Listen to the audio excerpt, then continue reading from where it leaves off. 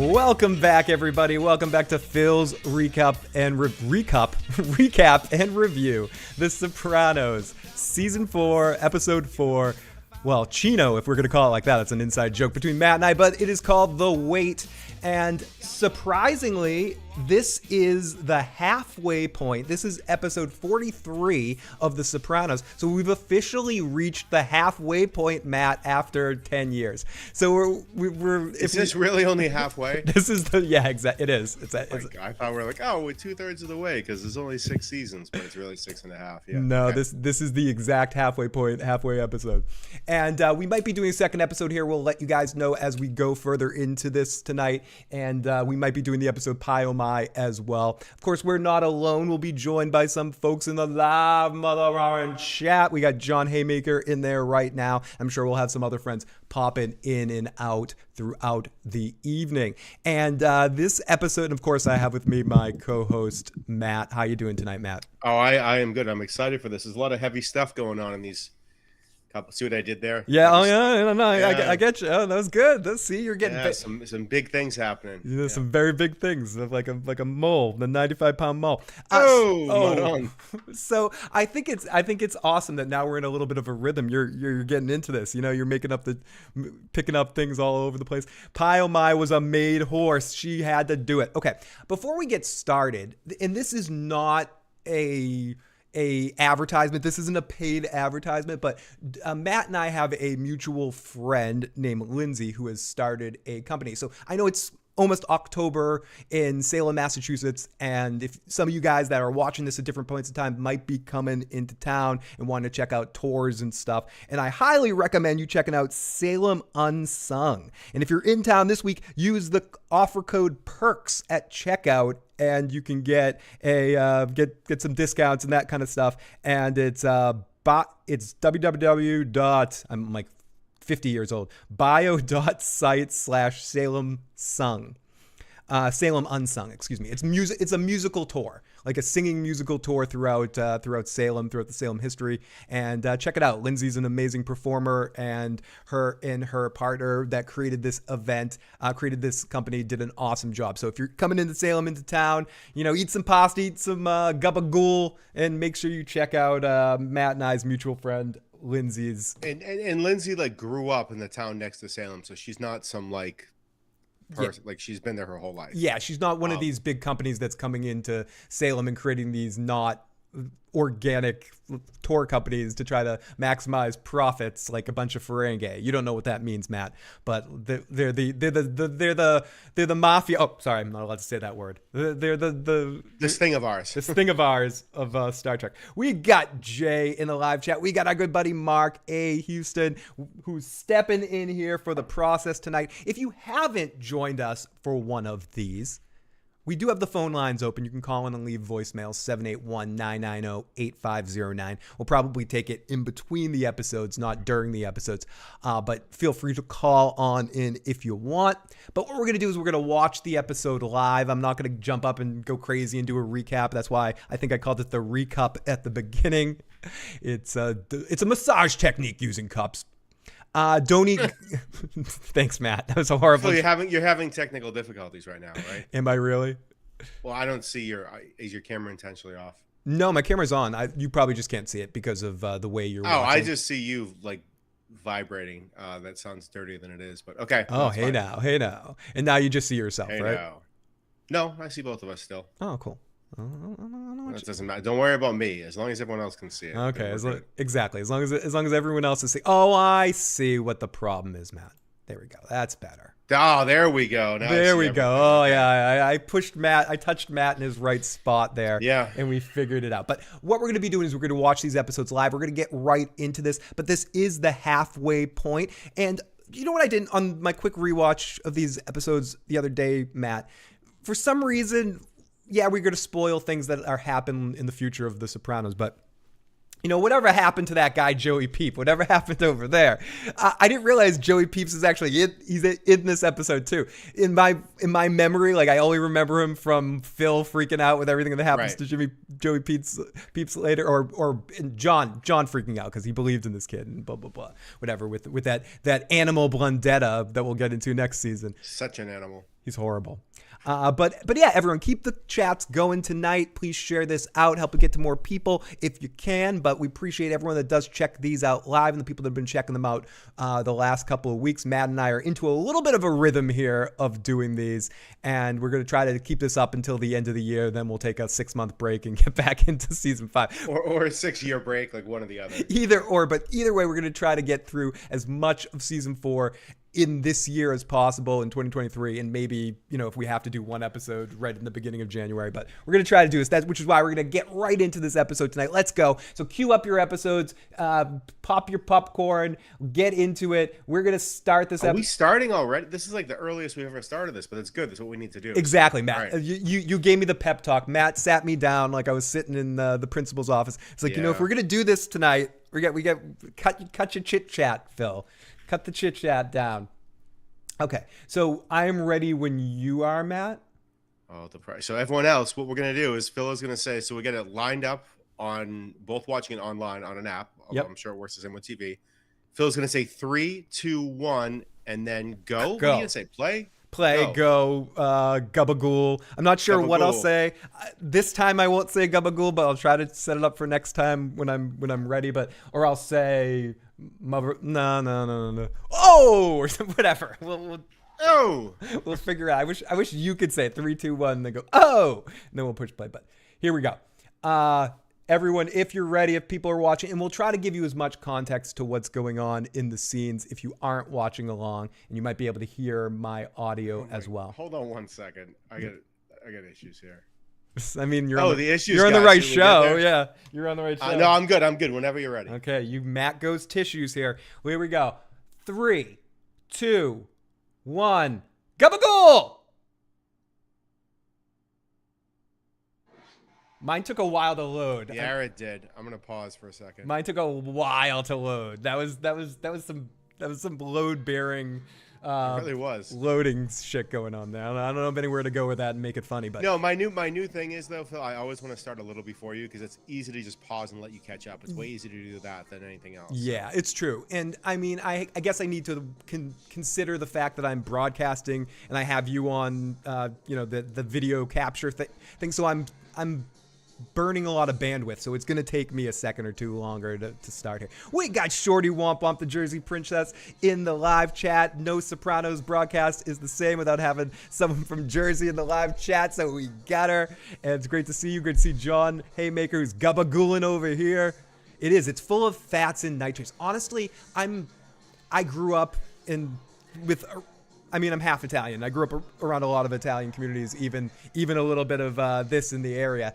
But Phil's local sub shop, like right near our house that we went to. He's one of them, Matt, and I have some stories about that situation that I could tell. He kind of is a little bit of this thing of ours as well. He was more than just a little. Yeah.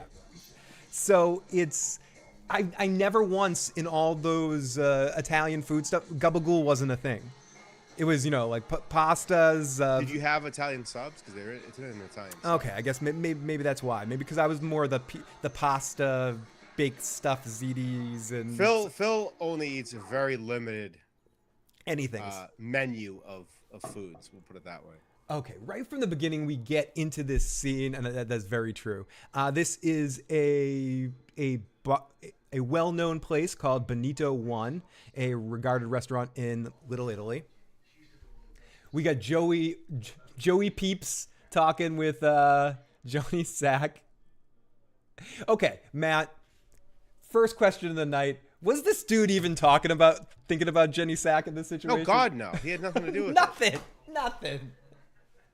This is easily the most unhinged that like Johnny Sack ever gets. This is he always seems like he's so in control of everything he's doing, and he's like everything's well thought out, and he has he seems to have a more level head than any of the other people of his level of power. But like this is completely unhinged. This is a great Johnny Sack episode too. This is where he's a real character and here to play. Yeah. And it's a great Carmine episode, Senior. And we got Mother of Krakens in the live chat. Great to see Mother of Krakens. And Shorty, as you were saying, Matt, says it's on an Italian sub.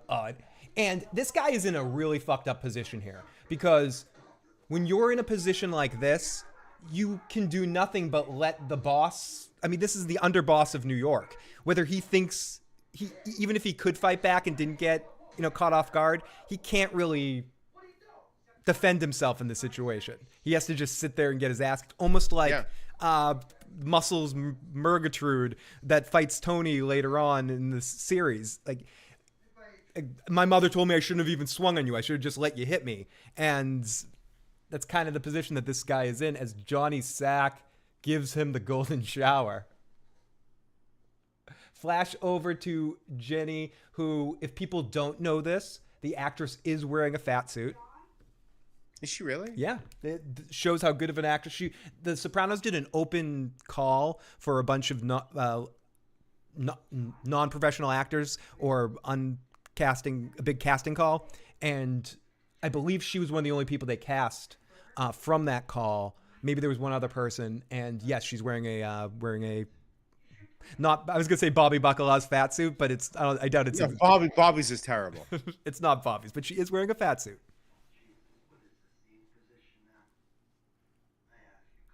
And Phil, I am lined up. So perfect. 100% perfect. I love it. It feels so good, Matt. Doesn't it? Because I was ahead, but I'm like, I just paused enough times. Perfect. It feels so good. So, in this thing of ours that we've seen, the two best husbands, in a way, seem to be Bobby Bacala and Johnny Sack. They seem to be the ones that don't have Gumars. They seem to treasure their partners in a way, or even Vito has a Gumar, which is crazy. Right, even Vito has a Gumar, but the only two that we've seen that don't really, in fact, Johnny Sack will leave the situation when Gumars come in, and we've heard several times that Bobby didn't do that with Karen either, and we see him actually. I think he does do it with Janice later, but if you were married, I mean, it's Janice.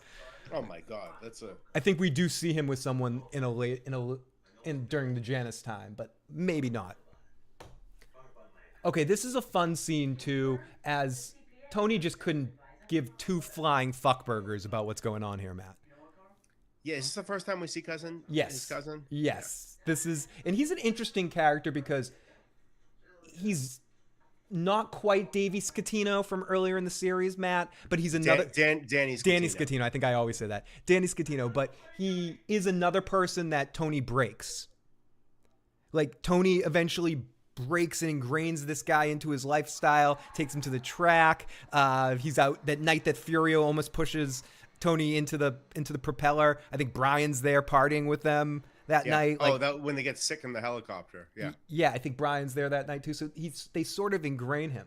I'm trying to think too. I can't remember in the second episode, but is this a complete episode without Melfi in it? I believe so. I don't think she's in this one at all. Because I'm trying to think, what would Tony be talking to her about? Yeah, I'm trying to remember Pyomai. I can't remember that, but I know she's not in this one. Great scene between Tony and Johnny Sack. This is hilarious, especially when Johnny's like, Tony goes, was he laughing about that? And Johnny's like, I don't know. They have excellent chemistry between the two of them, these actors. And this is an interesting point that I want to bring.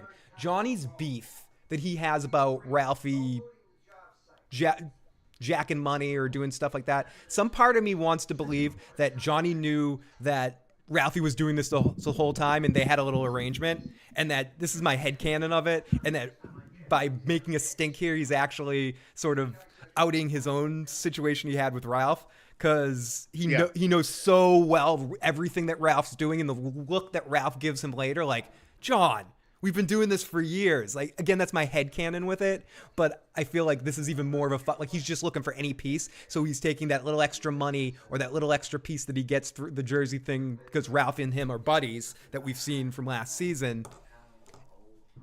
And this is Johnny, and this is a little... Tony does a terrible job of disguising. Yeah, he doesn't know what he's talking about there. Oh yeah. And we get a little... That's deplorable. He knows never to say that shit in front of me. But Matt, do you know what I'm going to say in front of you? We got Tony Pajamas in the live chat. Phil, I wish anyone got as excited to see me as you get excited when Tony Pajamas comes in the It's a chat. great You fucking get every name. time you get fired up. It's a great fucking name, dude. It is. It is. So speaking of Tony Pajamas, Tony did play this really well in the sense I agree it's bad acting from our perspective, but I think Johnny buys it to a certain extent. Like Johnny's seeing red right here about Ralphie, and he can't see past it. And Tony plays he wouldn't dare make those jokes. Ralphie's the worst of them all, but everyone, and they talk about it later, every one of these people has made a Tony has. He was literally in the middle of a joke when Johnny walked in a couple episodes Paulie ago. has. Is that all you Paulie you grab on a Ginny's sack, you'll lose your hands. Yeah. Paulie made those jokes. Yeah. Have you guys finished The Sopranos, or we finished it a long time ago, but we've done a rewatch where we're going back and rewatching every episode? I've seen every episode. Well, most episodes. Most times when I watch it for this, I end up keep watching a couple of episodes. But this is our rewatch series, and we're at the halfway point, and I feel like we started in 2015. I think it might have been 16. No, it was the latest was 15. We started because I moved away in like 19, Phil. So I think we've been doing it for a couple. This thing at the end here, as I was saying, is my favorite part of this whole scene. The way Johnny's like, I don't know. I guess you're right. I really fucked up. I should have punched that guy. How's he doing? I'll send does he have a family? Know his mother? I'll send her a gift basket. Yeah. I'll send her something nice. Thanks, Johnny.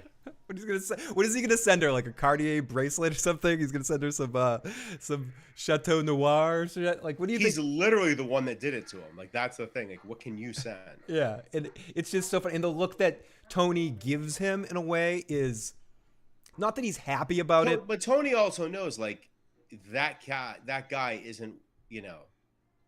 He's not someone important enough for him to go to war. Or ruin a friendship with especially with, we know how like monetarily motivated Tony is too. Like he wouldn't let that come in the way of the Esplanade money. And I also think he's known Johnny for a long time, and he probably doesn't do things like this too often. So some part of Tony's smile there is like, wow, it's good to see that Johnny's one of us too. He doesn't always have his shit together. I think I'm not gonna say he was proud of it, but there was a smirk that he was like, well, Johnny got out of. That's something I did. And if there's someone that he wants Johnny to want to kill, he'd rather have it be Ralphie. Yeah. Who he can't stand himself than anyone else. He explains that to Junior later in the episode. He's like, if Ralph was on fire, I wouldn't piss on him to put out the fire. Yeah, right. I forget what the line is. We'll see it. I wouldn't do anything to him. So here we go. We're getting into a little bit more everyone's favorite time of the episode, the Carmela and Furio fun. What is your opinion of the whole do you think the Carmela and Furio thing was done well? I think later in this episode that dance scene is the most awkward thing I've ever seen. Wait, is this where? Oh no, I was gonna say this isn't Melfi. That girl that's doing the tour knows Melfi's therapist. She is in this episode. She's in her own therapy. I think we get a scene with her and the smug cocksucker. Yeah, Elliot, you smug cocksucker, Elliot. Elliot, because Elliot sees him in the garage. Yes, you're 100% right. Have you done a Mad Men thing? That would be great. I talked about it briefly years ago, but not in depth. Maybe I'll give it a full deep dive at some point because I do enjoy that show. Corey Mitchell, I totally understand that. Period piece stuff is not going to click with every period piece type thing, isn't going to click with every single person. I know some people that no matter how many times I've tried to get them into Boardwalk, can't get into it because it's too period piecey or whatever. Is The Sopranos a period piece at this point? I know it wasn't made as a period piece when it was created. I feel like The Sopranos, in a sense... I mean, it wasn't made... At the time, it was happening in real time, which is the big difference. I talked about this a lot last time, Matt. I think The Sopranos is more... like forever than something like The Wire, which is more of a period piece because of the focus on realism in it. I think The Sopranos is enough mysticism and magic to it in a sense where in a way it feels like it could happen anytime. There's very few things, maybe some of the communication methods, but I don't think about it often for whatever reason when I'm watching The Sopranos. But these guys, even if like we're in the age of smartphones, they wouldn't be using them as much for security purposes. No. Because like, I mean, every time I think about something, it's on my phone. Like these guys wouldn't use it. And I feel like they wouldn't use the internet that much either. They would just talk about it and make references to it in the sense of like it's used in, and here she is, like it's used on Sons of Anarchy or something like that. I like Boardwalk and Mad Men, great shows. John Haymaker, both two of my favorite shows. We'll just make Corey Mitchell feel bad. No, don't feel bad, Corey Mitchell. I liked Boardwalk, but always curious about the Prohibition era. Absolutely. Mad Men is a different kind of show in the sense of it's hard to judge the stakes of it.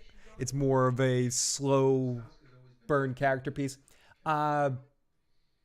This gentleman right here that plays Elliot, I'm blanking on his name, Bob Donovich or whatever his name, is a very good director. And I don't think I'm wondering Peter's the first name. Yeah, Peter Bogdanovich or something like that. Or I'm making that up, but I'm pretty sure. No, I mean I think you might be right, and I'm not sure if I'm right about the last name. If I'm not, go fuck myself.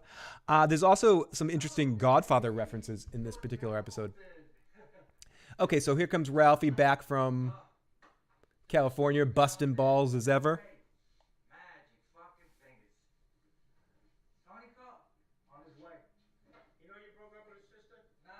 You broke up with his sister. You know his sister pushed you down a flight of stairs? Yeah. After she used to fuck you in the... It's Peter. This is wild. Peter Bogdanovich. Yep. Yeah. How crazy is that? Like, she wanted to fuck him. Hell no, you love that. Yeah, you love that. But it's funny how he has to disclose it, though. Yeah. Like, that's the kind of psycho he is. Okay, so this is... Tony actually tries to help Ralphie here. Ralphie doesn't listen and does it his own way, but Tony, when he's telling him don't apologize, don't do, like, he's really trying his best against his better judgment because he just doesn't like Ralph. He doesn't. No one in the world is better at showing how much they don't give a shit about a gift as Tony is. Like the jacket, he's like, oh, the jacket, it's orange. This is him with the gift where he has. Yeah. Thanks. Thanks. We got Why So Curious. Thank you, Why So Curious. We got Corey Mitchell in the live chat. We got Sonic, your boy, in the live chat. Thank you. And that's such a ridiculous thing. Ralph's trying to tell him, I don't remember saying anything about it. And Tony, it's like, dude, of course you did. Dude, I was sitting next to you, and that just shows that he can't tell the truth.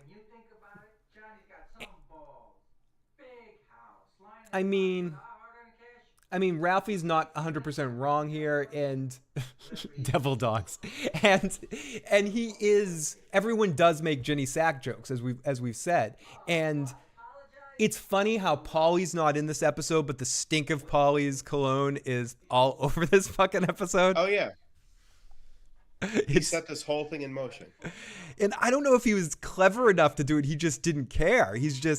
And I love how it all comes down to him. Johnny admitting what happens. What, Ralph wants to fuck Jenny? Oh my god, those Carmine lines are amazing in this. Yeah. It's so good.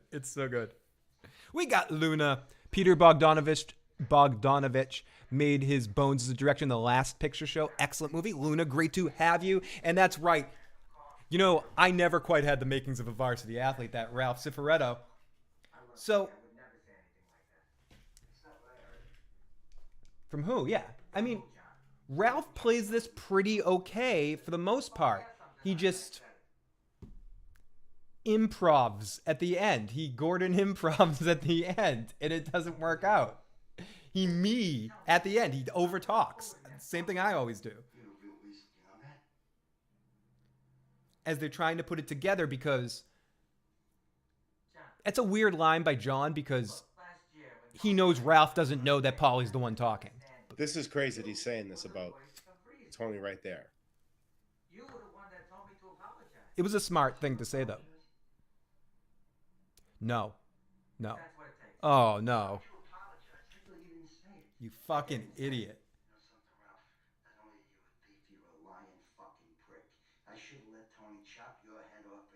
Great foreshadowing right there, because eventually he does exact that. He does exactly. He exactly does that. Thank you, Mother of Krakens.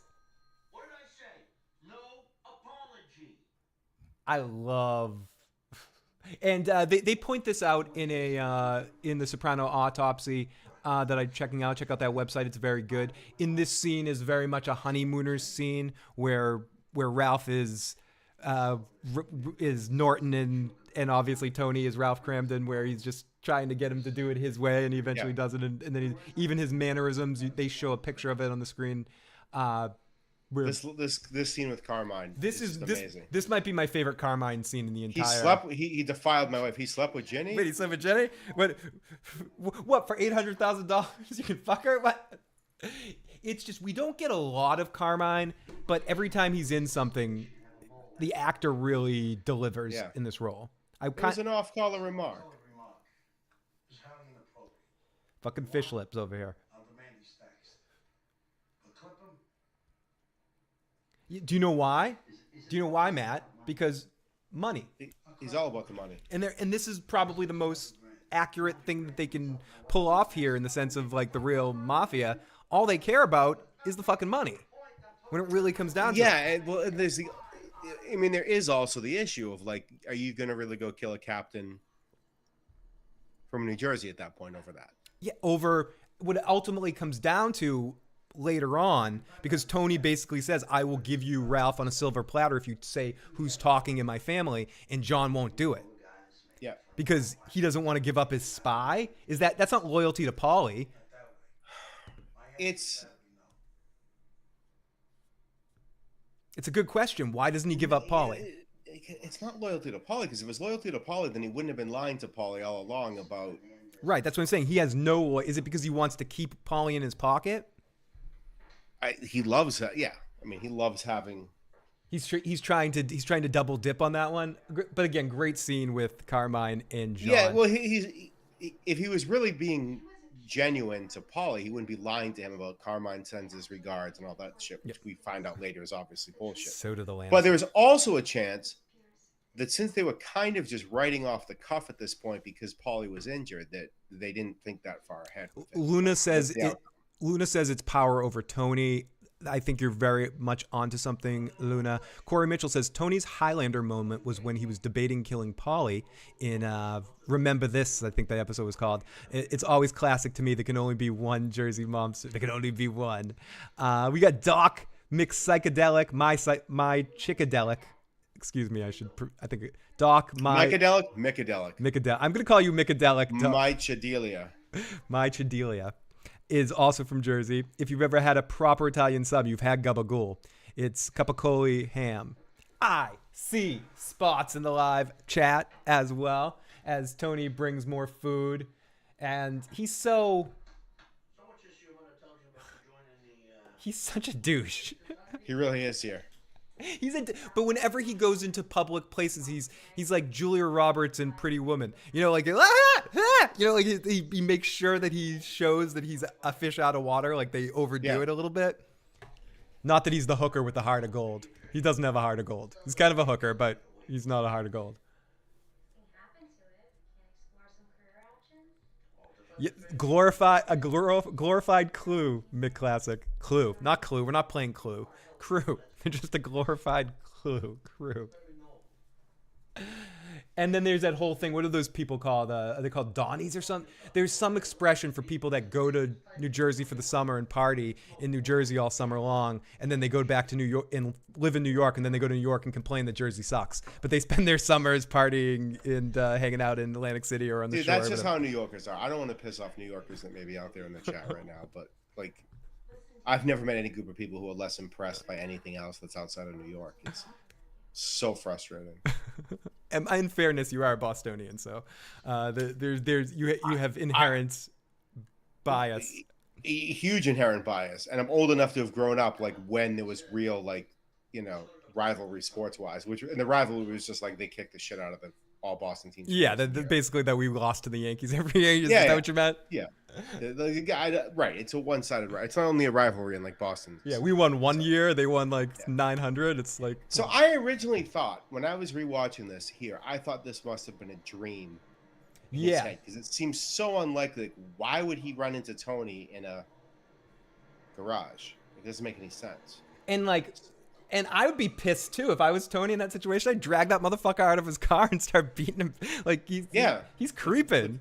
Yeah, in a fucking car that like looks like it's driven by someone who needs to get their ass kicked. Yeah, and not to mention someone just said not to mention Eli Manning destroying the perfect season, and it's always New York. Unnecessary. Do you know what's unnecessary is our friend Nick paid to go to that game and played to go to that Super Bowl because he wanted to be there for the conclusion and had to deal with that, had to see that shit live. So this is, again, I think all these scenes where they have business to do before they do business is just hilarious. They pointed this out in the Talking Sopranos broadcast. The way that they set up that scene, Carmine was in there taking a dump. That you like hear the toilet flush in the hand. So it's the international. Oh, see right there, those looks between Johnny and Ralph. I think they already know. You know, this is a.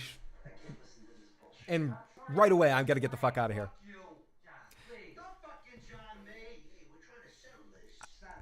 Surprisingly, don't want to get into this too much, get off topic, but because of the age I grew up in around Boston, I'm not a Patriots fan because when we were kids, the Patriots were god awful. And I mean, I'm a Patriots fan, but they were like 1-15. Their games used to not be on TV. No, and they had Doug Flutie and they wouldn't play him, and they played Tony Eason, who sucked. So I became, and because of Tecmo Bowl, I became a Raiders fan. I'm a Raiders fan first, and then the Patriots are around, they're good, but I'm an anomaly in Boston where I'm not so much a Patriots fan. I'm a Raiders fan. There's a lot of people that are like, I mean, our friend Nick's a 49ers fan. Joe is a New Orleans Saints fan. Scott Kaplan's I shouldn't say last names, but Scott we went to elementary school with is a 49ers fan, but that's because they were great at that time period when we were kids. Yeah, I know there's a lot of Cowboys fans around here. Yeah, gross. My uncle Michael was a New York Giants fan. So no one wanted to like the Patriots, but back in the day they sucked. They sucked out loud, as the joke goes. Yeah, Joe will be extra your friend. We want to send lots of love out to Joe and his family. Live motherfucking chat member, retired nurse. Joe's mom passed away, so everyone send out your love and positive attention. And our co-host Papa Bear Larry, who's been on the podcast a bunch of times as well, family member. So if you're out there, send some love and positive energy to Joe and his family right now as they're dealing with a tough time. And lots of love from the Issues program from us. They're part of our family here. So yeah, we've known Joe and Larry, like that family for Phil, 30. Yeah, and lost 20, a lot, almost 30 years, and lost a lot of money to them in poker. So this is a great scene between Carmela and Tony, where it's set up with a scene where we have it split with her doing the bills. He's eating the crumb cake. He's like, "I gave you half." He just doesn't care. He can't be fucked on this, and she is. Both of them do. Both of them equate money with love. Tony pays people off to show he cares about them, and Carmela equates the money thing with love as well. This is an amazing scene. Another amazing scene. Junior steals the whole thing. He's so good. He's dressed up. He's fucking great in this scene. Eating the olives. And he's so mean to Bobby. Excuse me. Literally, Bobby's wife died. A week ago, a couple of weeks ago, they're still giving him food. They're still doing like the sit and shiver, like giving him food all the time. Yeah. So she must have died within a week, within 10 days or something. And Junior just could not give a fuck.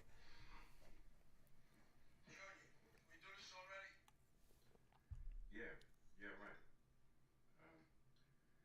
Johnny and Ralph Cifaretta, right? It's correct. Who's on the wire now? So funny. And you can't even exactly like I can't voice into it. It's all in his mannerisms and his subtlety. It's not like he's telling jokes all the time, even though he does have some great one-liners in this episode. Is this no? It's next episode. I'm waiting like Patience on a Monument. We're getting into some of Junior's classic. I'm not at liberty to say. And here it is. Yeah, that look on Junior's face says it all. Talking out of school, and you're not at liberty to My nephew is right. say you're making a big here. Even the way he says that. To the issue. A horrible insult was made against Jenny. End of fucking story. And Carmine does what he needs to do in that situation, even though we already know, if we know what's to happen later in this episode, Carmine's already thinking of possibilities, other ways out of this. You corroborate what you're saying? I'll give you a rough. Right there. That's crazy that would he actually do that? Yes. Imagine if he says right there, Paulie. Paulie's been talking to me from the can. Now, Paulie probably gets clipped as well for that. Yeah. And Paulie's a slippery goddamn prick because Paulie keeps that lie going, as was referenced by live motherfucking chatter a few seconds ago. On that boat, Tony is pressing him still with that way back, like season 6 when Tony wants to kill him on the boat, and Paulie stands strong on that. Deny. He's like playing that deny game. But a couple of interesting questions here from this scene as it continues here, because Johnny ends up shitting his pants here. But to ask your question out loud, Matt, if they do give up Paulie there, does Tony give them Ralph? I think yes. I think Tony is not joking about the fact that if he gives them up, he'd give up. If they gave up Paulie, he'd give up Ralph to him. I don't think he has any loyalties to Ralph. No, I think he'd love an excuse to get rid of Ralph. Yeah, and that's the excuse he needs. But does he kill? I mean, And Junior just keep going. Junior's still going. He's still unaware. Oh, Paulie knew if he told the truth, it was over for him. In the gangster lifestyle, a good insult is a compliment, especially if you do it right, my friend. And thank you, Luna Sonic, your boy. He and everybody definitely appreciates that 100%. We all do. So, what? Oh, this What, are you still asleep? slippery prick.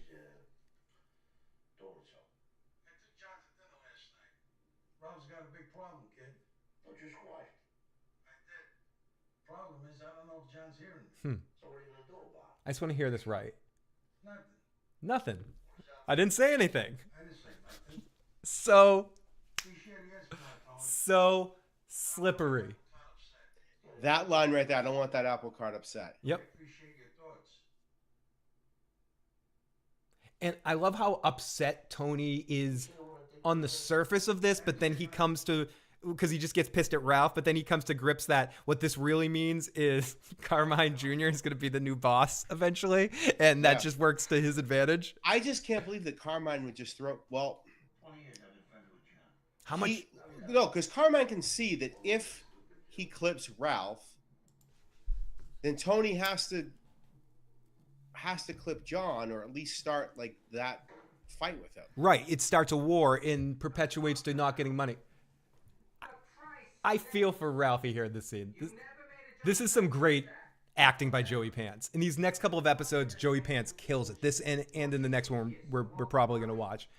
He's just so good. Fucking relax. Go back to Miami and play volleyball. Whatever the fuck did you do down there? Oh, we clean up your The spittle. His spittle coming out of his... And that's the thing about Ralph. Ralphie, Matt, is like my cat, and I don't have a cat anymore, but my old cat, that would look at me sometimes like I could beat you in a fight. And as we see later on where their relationship eventually leads to, Ralphie does think he can take Tony in a fight. It's not a joke per se. And this is great. This whole, your generation sucks. Real lack of standards. But Junior kills it. It's been a while since we had a big Junior Yeah, right. episode. Here's where he says it. If he was drowning, I'd throw him a cinder block. One of my own captains. Yeah, if he was drowning, I'd throw him. Someone gave me the nod. That's a great line. Sopranos is so underrated, comedically classic. Yet slippery fish lips. Look at this. And at the same time, he's watching Who Wants to Be This Millionaire? is like that. But that's what's crazy is you're starting to see right here at the very, very, very beginning of him not being able to focus. Right, exactly. They play the long game with him losing his faculties so well in this. Matt, they also don't just play. We don't know, and I can't imagine seeing this now not knowing the outcome. Like we know the outcome. And that's what I was about to say. They not just play the long game with it, they play the shell game with it too, to make you question if part of it is him doing it on purpose at times or it's real. You don't really know it's real till that episode he goes wandering. Yeah, and I don't know, like the first time I watched it, did I even know at this point? Was I even aware at this point that this I don't think I was. I think he was I just thought Junior had a lack of trust for Tony. You know, and thought Tony was always trying to play him, so he kept him sort of at arm's length, and then at times, the Lou DiMaggio. I forgot this whole thing. These whole people are really interesting. One of the people in this scene, in the Lou DiMaggio scene, is the actor that played Al Neri in the 3 Godfather movies. One of the few actors that was in all 3 Godfather movies. Michael's Luca Brasi, essentially. So look for him. He's the guy that has the breathing tube. Oh, you want me to beat his skull in and blah, blah, blah, blah. And I believe they say and also obviously Dominic here was in Godfather 2. Anyone that has not put those pieces together, he's Johnny Olaf, which is the Sicilian messenger boy in Godfather 2. And Phil, that person we went to high school with that was in that thing of ours. Yes. Their dad was really like Providence is really sort of what they ran. That was more of like the home base. If you go like to his Google page, it was Providence. Yeah, it was the Providence situation. It was more like Boston. Weirdly, Boston was like the offshoot of Providence and not the other way around for that family. I think because of the proximity to New York. Yeah. Because that's home. Well, home and base. you had the Irish people in Boston that like that was their thing. Yeah, you had the whole the Whitey Bulger. Well, I was just gonna say Jack Nicholson thing, but yes, that whole Jack Nicholson. that whole Jack Nicholson thing going on there. But that's exactly what I was thinking. Luca Brasi sleeps with the fishes. It's a Sicilian message. But we didn't get enough of these scenes, so it made it when we got them. They were so treasured for me. The Tony and Junior getting along. Scenes. no one else.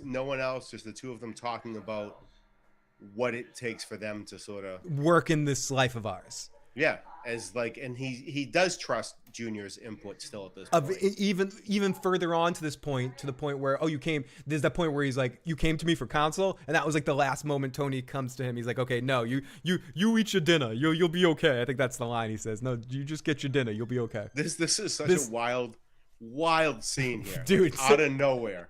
This is so wild. They're all blind, so she's counting the steps. Are they Irish or Italian? I don't even know. I think they're Italian, but like they're all having a seeing problem of some sort. They don't like drugs. So she's counting the steps. You could see her count, so she knows the way. The priest comes, they get the Carvel cake thing going on in this scene too. Is Carvel a national thing or is that a Boston thing, Phil? If anyone here is not from I think it's a national thing. I think is Carvel ice cream cakes a national thing or is that a New England thing? And if you're under the age of 30, you just may not know the answer, period. But if you're over the age of 30, did you grow up and have a Carvel around? Because we had them like all over the place when Phil and I were kids. Yeah, I think there was one in the Bradley's Mall. Yeah, and then there was one over next to where Coconuts was. Oh, that's where. I mean, that's the one I was thinking of. Yeah. But Silvio's great in this scene, and Christopher, because he knows he's on drugs, and he heard the thing about the drugs, so he's scared this whole time. He's on paranoid foot. And my name's Christopher, too, the guy who probably is the actual killer of all of them. Cute. This guy, that fucking guy. That fucking dude. Luna said, who is that fucking guy? I have no idea. He's the younger cousin. He's probably the one. I know, he's so weird and creepy with Christopher in this, though. Luna says no Carvel in California as far as she knows. I saw that. Sorry, I popped my microphone because I was laughing too much. But great interaction between the two, and this is great too.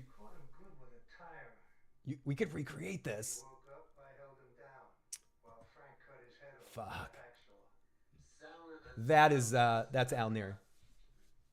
If you like, we could arrange to have that same These guys are fucking scary, Matt. I know. As a Southerner, never heard of Carvel. We had Bluebell. So this is what I have. Yeah, so it's not. There was like a cake store, but they would sell like ice cream cakes was their main thing. So I'm on their Wikipedia page right now. It's primarily the northeast of the U.S. and then Florida. And they would be ice cream cakes with a theme, like you get a Big Bird one or a Charlie Brown one, or yeah, and those Cookie Puss came from there, and Fudgy the Whale. Those were like the famous ones. Right, and they were big.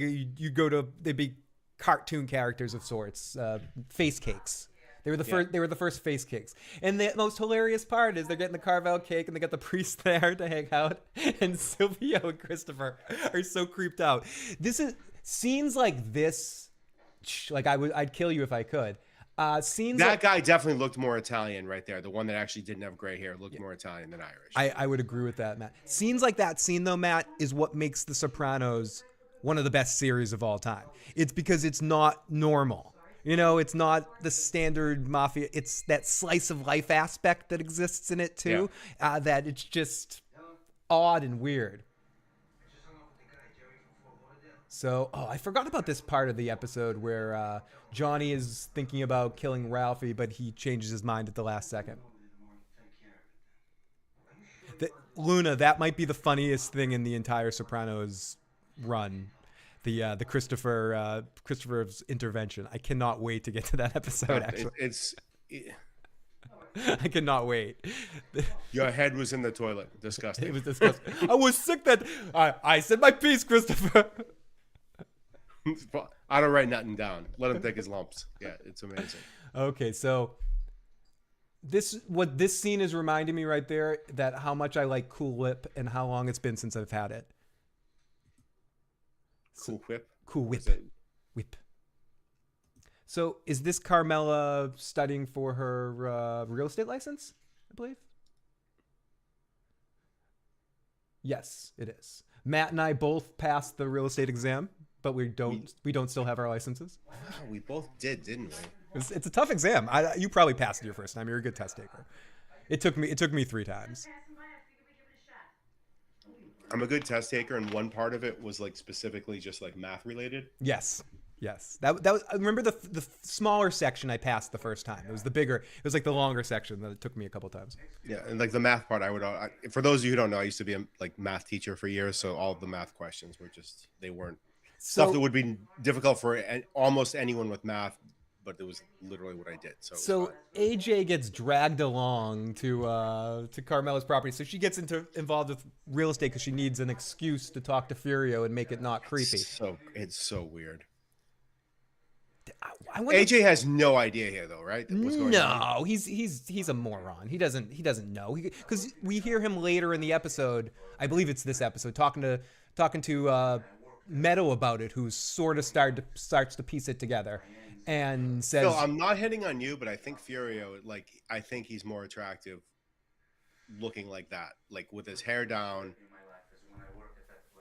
like that. I think. No, I know it's not directed at you. I agree. But here with the ponytail, like dressed up when he's dancing with her, I think it's like the most ridiculous thing in the world. He looks comical, like a cartoon character. He does.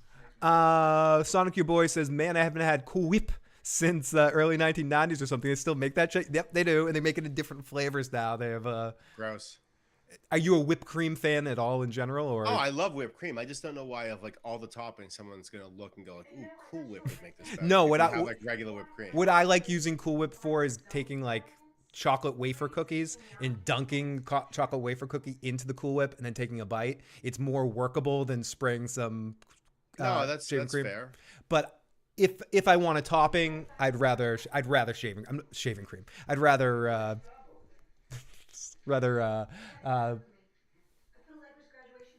whipped cream. Sorry, I was thinking about nitrous when I was talking about whipped cream, so my brain went blank for a second. I was like, hippie crack. Zzz. Yeah, why so curious? I think we did that a long time ago. Show the picture of Trevor Lawrence and how he looks like he looks like the love child of Carmela and I think we did. So this is an interesting scene right here where Johnny is going to get some shit done. So he leaves his house. He ends up coming back and finding her stash. her drug stash here, and this is what turns him around from wanting to kill Ralphie. Do you understand? Well, yeah, I do, because he says to her at one point, he says, "Do you have any idea what you did?" He says to her, "Do you have any idea what you did?" when he starts yelling at her. And what he's alluding to is Johnny knows he could very well be killed because he's about to clip Ralphie. Like he's almost but saying, why like, does you realize you almost got me killed? But Matt, why does her breaking her diet matter that the joke is okay though? Because it would be like someone making fun of someone who had cancer almost, because he viewed it as something she couldn't help. Right, And she would was be like, doing if someone made fun of your wife, like, dude, I hope that cancer kills her. Like, that's like it's almost like making fun of her when it's something that she has fought so hard against, that like you're making fun of almost a disability of her. Right, where he finds out that she's lying to him here. So. Not that he'd allow anyone to make fun of her, but it's not worth him losing his life over it. Right, I think is what it comes down to. And I think it's also not worth, at this point, he's sort of like, you shouldn't have to hide this, because I don't give a shit what you look like. I love you for the way you. Well, he also feels partially betrayed by her because she's been hiding. She's been acting one way and I think secretly. I think partially because. And dude, as a fat boy, man, what a stash she's got there. Do you have a stash when you were a kid? I've had a stash. No, I don't have a stash in my house. I just go, once you have a car, I just go out and buy it. And eat it. You just kept it in your car. Eat it secretly and throw it out, and I'm like, I'm ashamed of it. I've done so many gross fat guy things. It's disgusting. Like, John Haymaker, why didn't he do that? Because eventually he comes down to doing the mafia version of beating up. He beat him up financially. They don't follow up on it in the end, but I'm sure Johnny took a huge chunk from Ralphie and did beat him up financially, and doesn't have his side with Tony anymore. So I think to answer the question, why didn't Johnny just, here's where he says to her, do you know what you did? Yeah.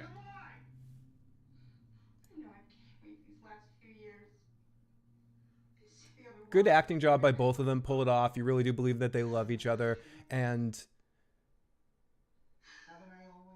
yeah, and I think you're right. I think he feels betrayed that he never made her feel like she had to do this, and she lied to him anyway about it.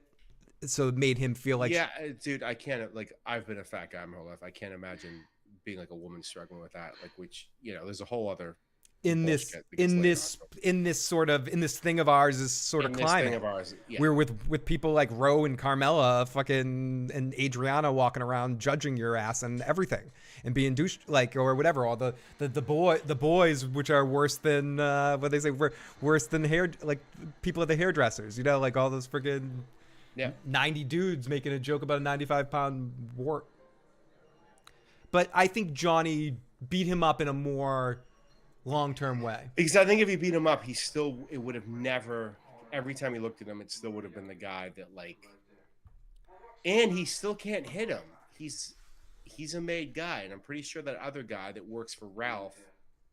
Yeah, he wasn't. He's a made. You're right. He's not. He wasn't a made guy. That's a good point, man. That's something I was thinking. But like Tony sort of beat up Mikey Palmisi. But it was wrong then, and it's wrong now. Yeah, and it was wrong when he hit Ralphie. Yeah, even though she was just a whore, she was not related to you. You were not her gumar. Ralphie would have. This is the same way he had a right to go. I love this. This is a great tense scene that I love how Ralphie knows. Ralphie's spider sense. And Ralphie's not trying to intimidate him, because that guy looks like he could kick Ralphie's ass. I mean, Ralphie would get destroyed.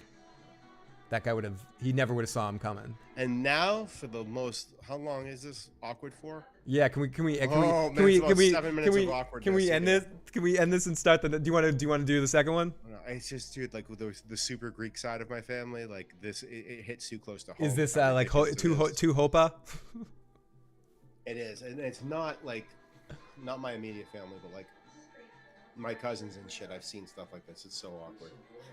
Oh yeah, this is right there. That's when Meadow starts taking mental inventory. They don't play it as much as they should in the series. I feel like if they could redo this series now, it's something you would have gotten more Meadow stuff. But the play that Meadow has a little bit of that Tony brain that could put together that Pussy Was a Rat, that can put together sort of pieces here and there. And she starts putting together that Carmela is and Furio have a thing. Oh, I forgot about this too, where my cousins did shit like this to me too. I mean, not after. Yeah, I mean, but Phil, to be fair, you deserved it. I did. I was a little. You knew me when I was that age. I was as annoying as I am now. I was way more annoying. Yeah, but no one was more annoying than AJ there, so he shouldn't. Is that the skinniest AJ ever is? Yes. No. I think final season AJ gets kind of trim. AJ, he's an animal. He smoked weed as confirmation. Like the fucking animal. Who smoked? See, him. Listen. Who smoked? Furio with his hair down, sweating through like a Henley shirt. What's that is way shirt? more What is that attractive than shirt? thing.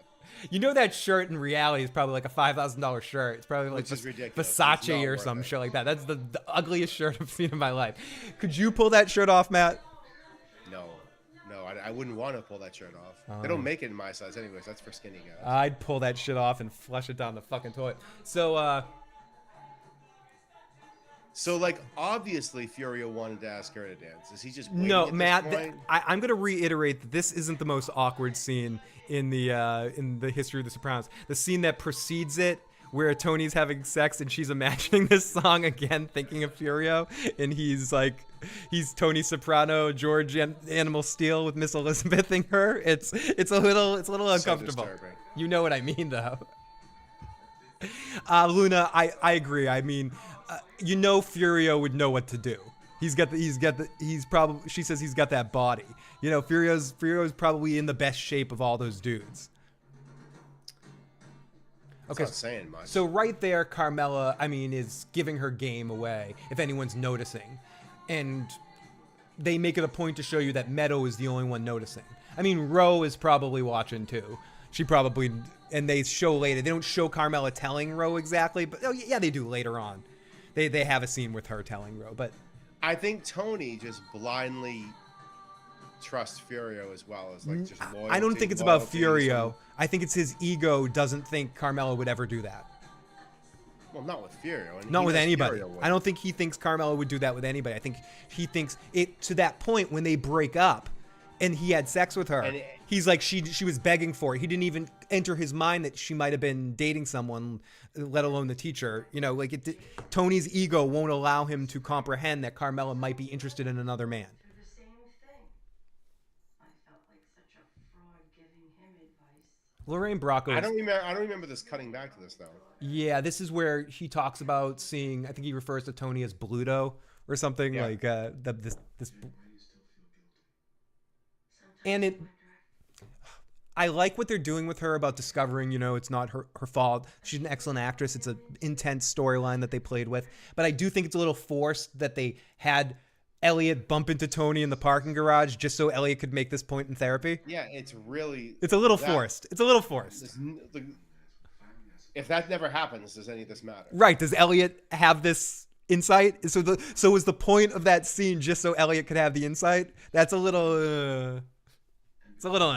He could have told the story and never have run into Tony. This could have been about any other guy. Yeah, could have. They didn't need to put that scene in there, but instead they wanted to. And there's other people where if you don't know Tony's in this thing of ours, that are way more intimidating than Tony. Like just a random like just some random jacked guy with like tatted up and shit. It's way scarier than Tony would be like just randomly. I'm gonna quote John Haymaker in the live chat about this one. Stupid fucking game.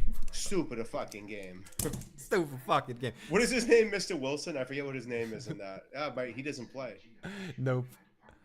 So, but either way, all the scenes with Elliot and Jennifer are really well done, and both these actors work well together. And Let's be real though, the best therapist in the entire Sopranos is the Jewish guy that talks to Carmela. He's like, get the fuck out, take your kids, run as far as you. He's the only one that shouldn't have his license revoked from knowing what's going on.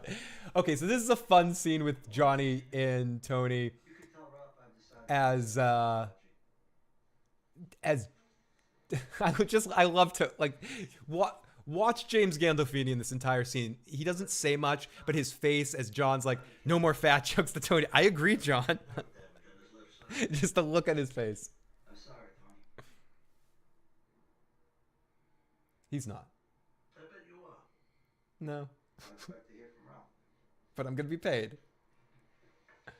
I'm going to take part of his business. All of a sudden. No more weight remarks, Tony. They're hurtful and they're destructive. Oh, It's just that the way he says, oh, I agree. Yeah. There's something hilarious to me about the way Tony, because all Tony's thinking about right there, Matt, is Johnny has one up on me because he has a spy inside my family. Like, what? Fuck that. And he's also thinking I don't need to kill him, but he's also thinking, fuck Ralphie for making me get to this. He hates Ralph right now for all of this too. Yeah, and he's thinking this is just a fucked up situation. And he's thinking that I have to kiss Carmela's ass. Oh God, this is the most awkward scene in the entire Sopranos history right here. This and Tony's. You would rather watch her sing "Happy Birthday, Mr. President"? I would 100%. I would rather them have done a. And no offense against James Gandolfini, he is very dashing in some love scenes in some episodes. The scenes with him and Gloria are fucking hot. I don't know if I'd call him dashing in a love or whatever. But I think that's a little extreme. What I'm saying is, it's not. What I'm about to say is not a slight at James Gandolfini, but he's very like gross in this scene. This scene's weird. We don't see Carmela and him get intimate. We see him more with Gumars throughout the series than we see him with Carmela. I think they only have 2 or 3 love scenes. This one, the one in the pool, which is actually kind of hot, but I can't think of a third one, but it's very few scenes. Oh, sorry. I got to look away, Matt. I can't. I can't even watch this. I can't. That's your girl. I know. That's what I'm saying. I can't.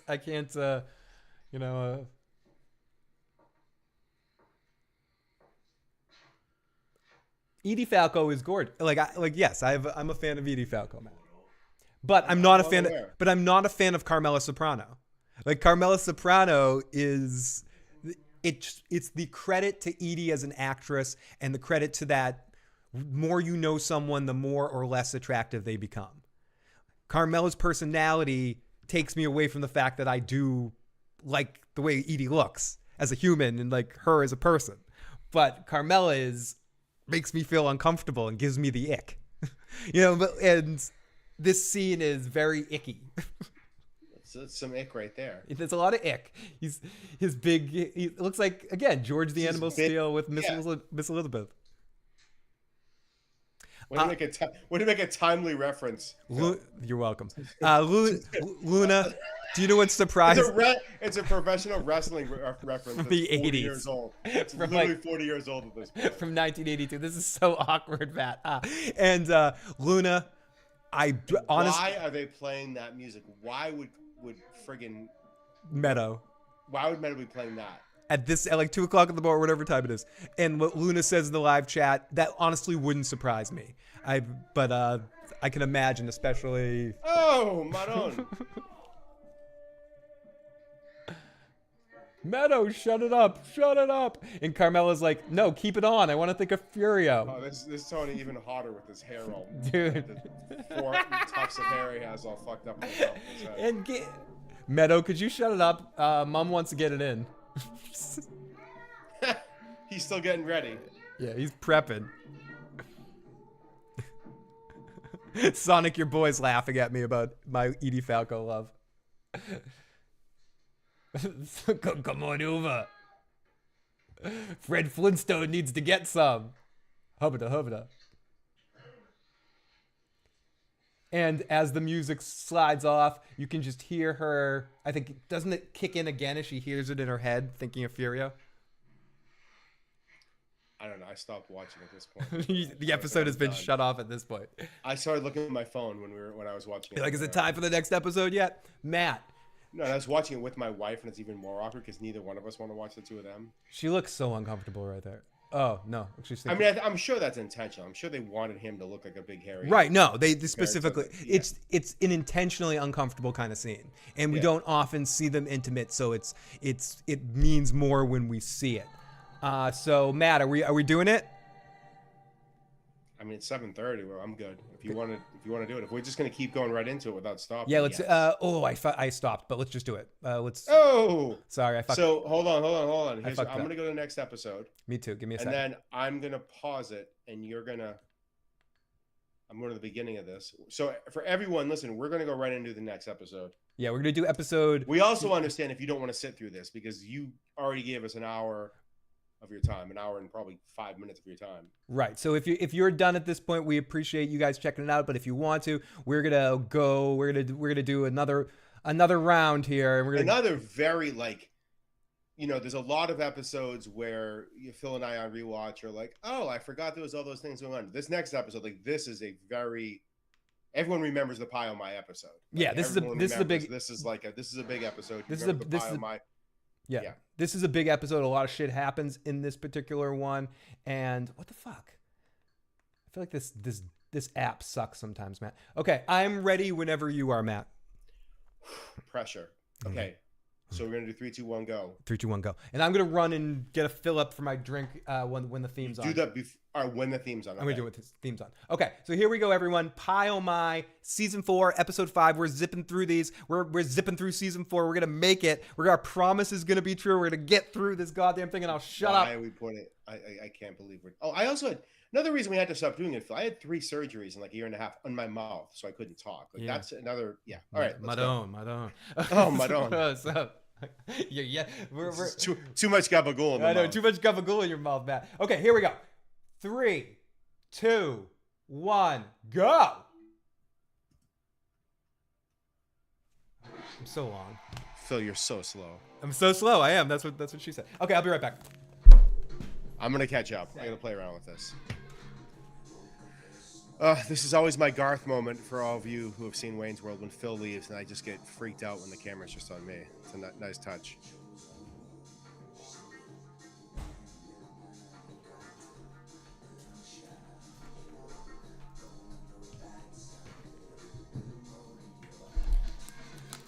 And I think this episode, we were talking about this before we started, that this is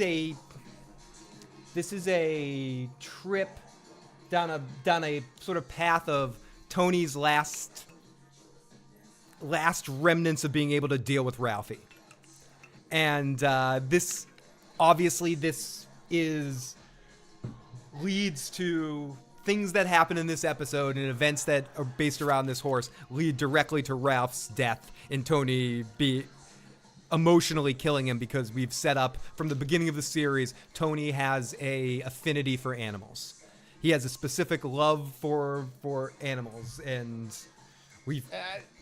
The weird thing about Ralphie is, unlike all of the other foils or enemies of Tony, is he has the one redeeming quality to them, which is that he can make them a lot of money, and he's very good at that. I'm thinking if they could throw all of the people from New York and let's say they wanted to redraft everyone. You know how the NBA All-Star Game now, Phil, they just draft people? Yeah. They threw them all out there, knowing what you know about them. Would someone draft Ralph? And I think honestly, when you line up, you do draft Ralphie. You do someone does take him and say yeah, this guy makes us a lot of money, despite the fact that he's just despicable. I don't think anyone drafts Richie. No. I mean, if you're in a different age, you might draft him for. I'm saying Richie out of prison. I don't think anyone's drafting Richie to be on their team because it's not worth the headache. But someone's drafting Ralphie at some point because he actually makes them money. He makes money, which they really care about. So I forgot that another big part of this episode is dealing with the Adriana coming to grips with being a rat. And yeah, it starts a sad run with Adriana's character, who is probably one of the most tragic characters. We've talked about this a lot, Matt. Could Adriana have done anything that would have led to her not being killed? If she went to Tony and Christopher right away, lawyered up, took the hit, went to jail for the coke, would she have been okay? They would have made her do the jail time for the coke, I think. She should have. I think if Tony and them said you have to go to jail for the coke, but Christopher would have left her, but she might have been Okay. alive. Yeah. I think they say that in jest later on, that she would have just been facing like a year and a half in jail or something. Not that I could do a year and a half in jail, but it's still in the whole scheme of things. Yeah, dude, guys, it's way harder for guys because like we would just get our asses kicked because there's people there's so much like harder than you or I am. You know, like that's like I don't think girls face that nearly as much. Are you imagining Orange is the New Black versus Oz? Yeah, I'm just saying like Luna, I don't think Adriana would go to prison and be viewed as like really weak and someone to be taken advantage of. Now she'd have all sorts of girls all like on her because they. And if she was straight up, the mafia would make sure she was protected in there as well. Yes, you're right. If that's her connection. So Luna says they would have killed her. She knows too much. And Luna says, yeah, Ralphie is an earner. Ralphie would definitely have been that kind of an early draft pick, probably. Yeah, he just has a redeeming quality that's like. Yeah, I think you pick him over Paulie. Paulie, what does Paulie bring to the table? He brings headaches too. Annoyingness. Christopher, like, and Vito's another one. Like, would have been drafted early. He's pre-gay Vito. I mean, even that Tony's thinking about keeping him on, working in AC and stuff. So here she's spying already. She's worried about Christopher. She's imagining people saying things, and you're seeing her anxiety play out. She also just wanted this club to not have these people in it. Mm-hmm. Like her real dream was like, I just get to just run this club and it's my club. I mean, I have to ask permission to go into my office. And I'm not going to say dumb because Adriana's not stupid. Adriana's naive. She was naive enough to think that Christopher was giving her the club for proper purposes, not his own schemes. It's that line, the line from the very beginning. It's a bust-out place, ultimately. Yeah, but when they take over that hotel with the Hasidics. Oh yes, yeah. And man, and the son of the Hasidic is like, you're getting in business with a golem. Like that's who you're getting in. Hasidim, I hardly knew him.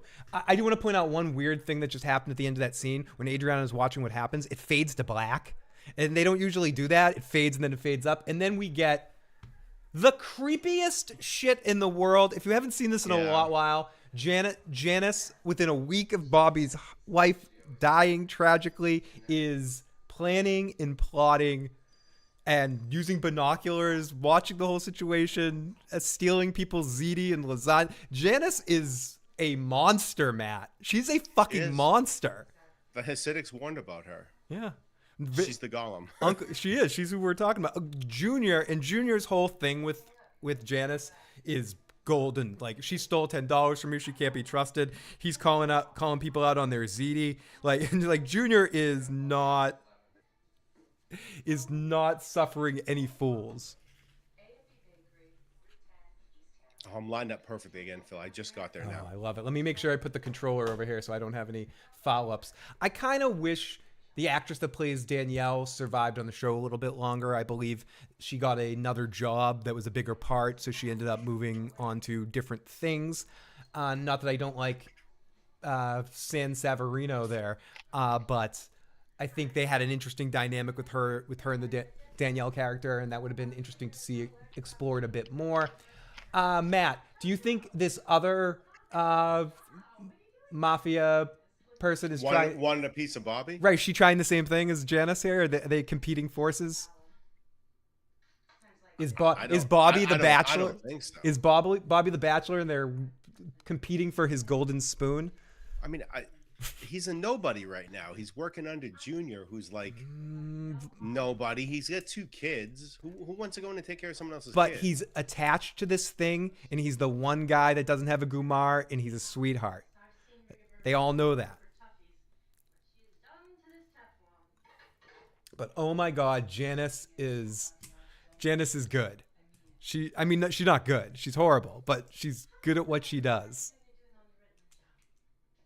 Exactly, Luna. Junior sees himself in Janice, himself in Olivia Jones. And then my kids get like hooked on drugs. It's so crazy. Like, she's literally the shittiest mom in the history of the world. Like, what's her kid's name? Harpo. Yeah.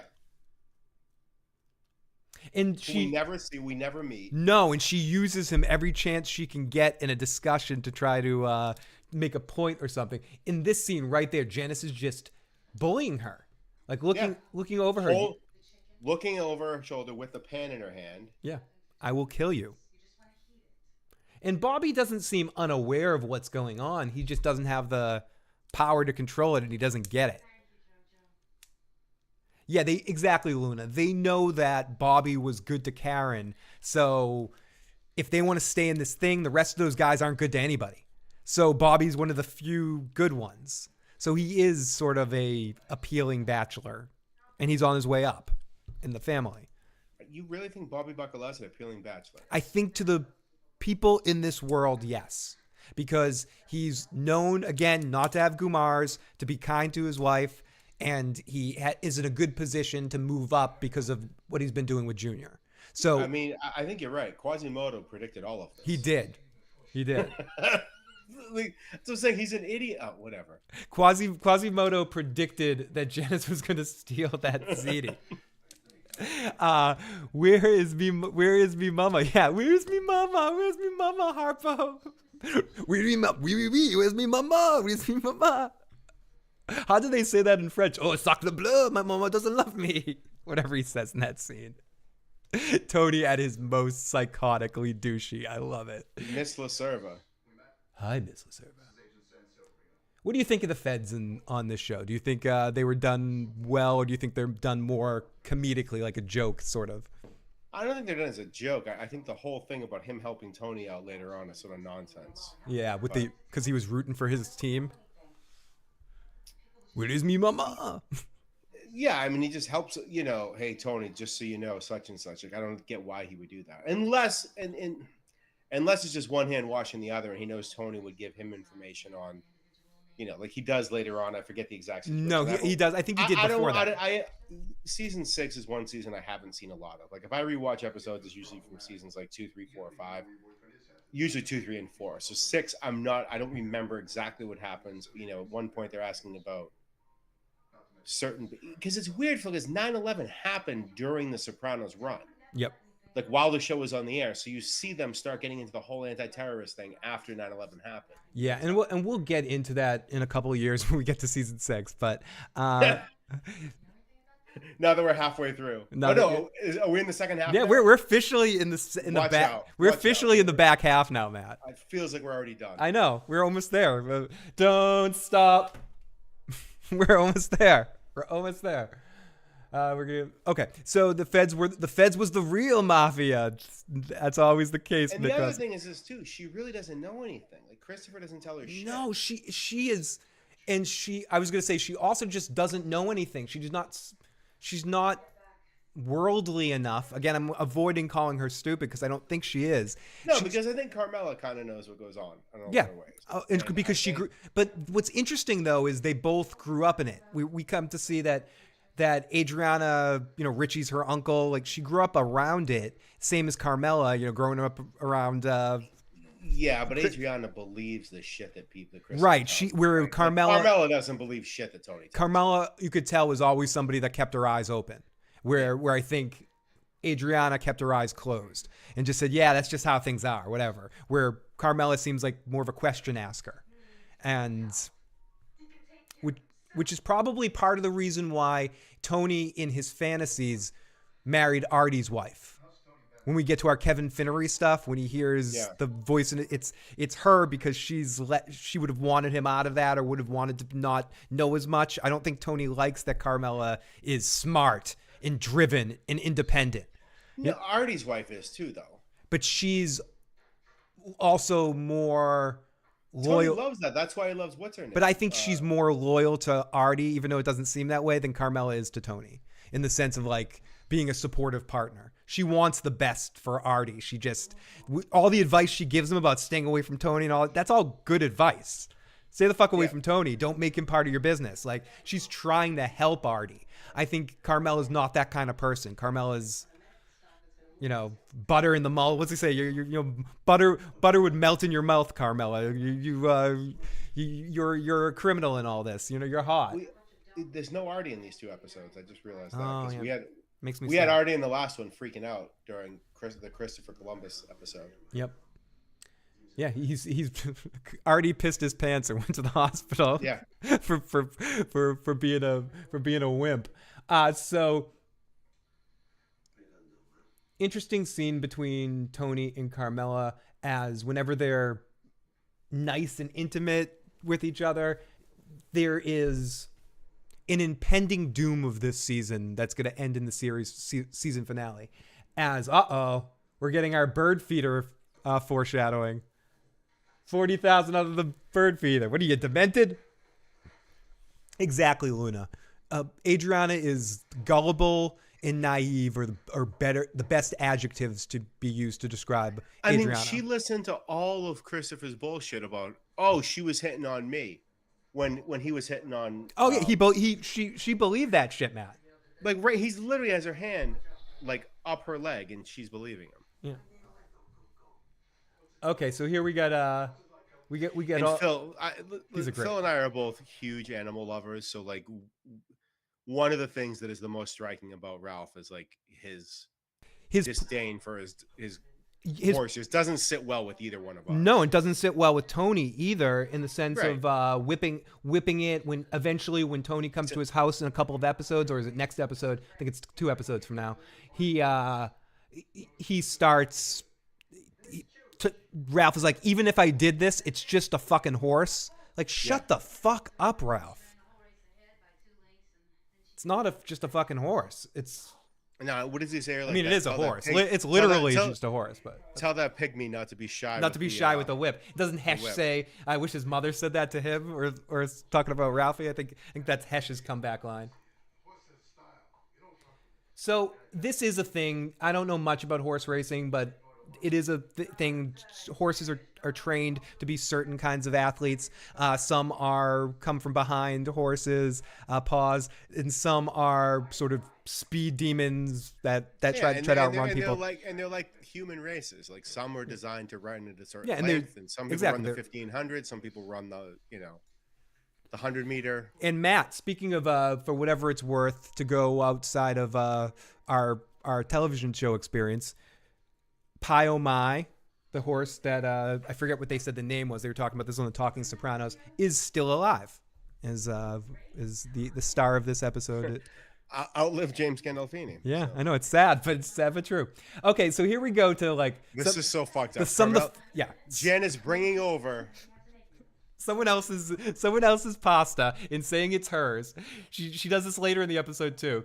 Junior, knowing exactly what she's doing. Junior and Janice, we don't get it a lot again, but when we get it, they're excellent scenes, because no one, even Tony, because Tony gives Janice a little bit more of a benefit of the doubt than Junior does. Junior does not try. No. One goddamn bit, one iota, Matt, not one he fucking knows thing. Exactly what she is, and he wants no part of it. Nope. No part of it. 100%. And he feels no loyalty to it. Yeah. Some of it is Livia, post-traumatic Livia disorder from dealing with Livia, and she's like Livia with a little less subtlety and more brute force, because she's got Johnny in her too. So she's not quite as like Machiavellian as Livia is. She's old, she's slower about it, and Junior just sees the whole thing. Like with everything with Bobby was the coke guy when Johnny was alive. Like, she's just, none of this shit's working. She pulls such a that girl I used to date, Phil, years ago, that we call her out for making up lies. Like, she like completely made that lie up. Oh, my dad said, that he was going to be a lynchman. Yeah, he was the head waiter still. Matt, that person, SJ, that you're talking about, could be, they could have, like, Aida Tatoro could have studied her to play Janice. Yes. Yep, 100%. Like, that's how close to characters. Okay, I love this scene too, as we have Tony's financial advisor here, who's sort of giving him the mafia twist to what Carmela's trying to do, and to Carmela's Luna, Phil's. I know you. Luna just said that Junior and Janice are good scene partners. Great. Phil's favorite Janice and Tony may be Phil's favorite scene people together. Yeah. There's so many, but I know you love. I them. love it, especially after Bobby dies at the end of the series. It's one of the best scenes. I love how Tony perceives this as an attack by Carmela. Once he hears that the thing that she was trying to get him to sign could actually just be beneficial to her, not him, if they leave. Like, the look on Tony's face here is like, Carmela was trying to get one over on me. And I don't think Carmela was thinking about it like that. And it's so great because when you look at that hear look. this guy, Look at that look. When you hear this guy talking, you know he's saying words that Tony's going to mispronounce later. Yep. You know, as he says it, like, there's no way Tony.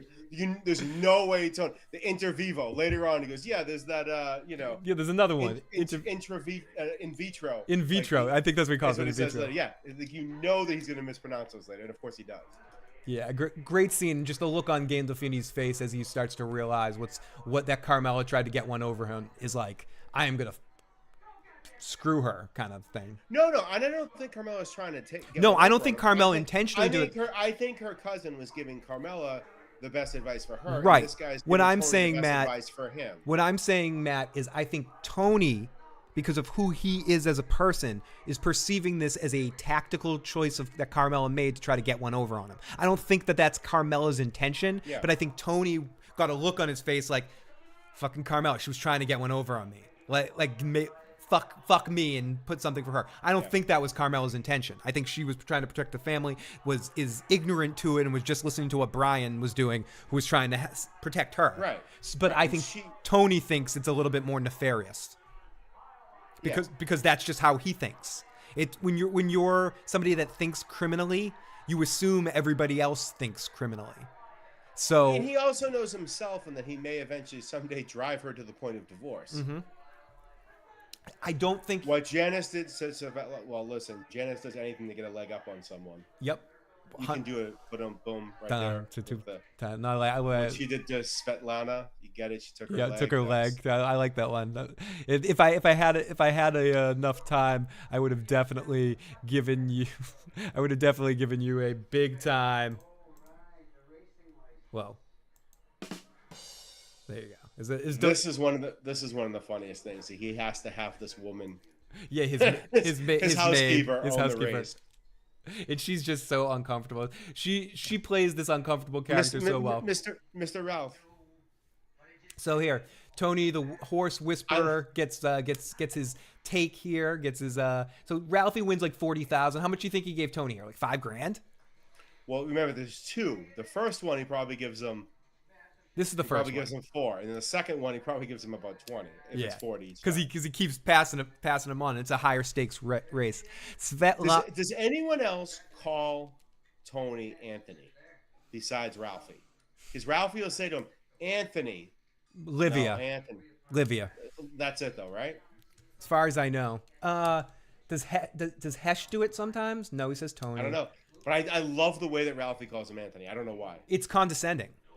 It would be like if you said Philip to me, like in a kind of, but it's also like, Anthony, you're the best. I don't know. Here, it's the best, but he says it in a way that if someone you're in love with says "I love you," when you hear it when you're in a good place, it sounds okay. But like if you're fighting and it's bad, it could be like "I love you." It sends shivers down your spine.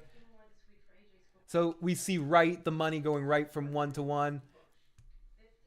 As Tony's giving her the look, because now he knows he has something up on her, because he's going to sign a couple of the documents, but not all of them. Here you go, Matt. Here's the fucking scene you're talking about, where he quotes in the Nirvana in utero. It's another one called called in utero. I'm so impressed. Oh my god, she's horrible, dude. She's freaking horrible. No, she's also worried though, because she's seen Ro. She's seen Angie Pompanzero with like nothing. And but what did Angie do? Angie took those lemons and made goddamn lemonade and ran pussy's shop. She hasn't made lemonade yet. She's going to though. She's gonna make little pussies all over the place. I think Ralphie is always trying to be condescending to Tony because he's still mad at him for doing the stick up without him, because he had the clap with that hippie girl. The clap from that hippie chick, yeah. Oh, so here's the in utero or in vitro. So, we got to stick and move, Carmela. Remember your children, your wife, so you don't end up on the street? I gave you 2 out of 3. I love his. What? What's wrong? In vitro something. I don't know. He's like, I don't know.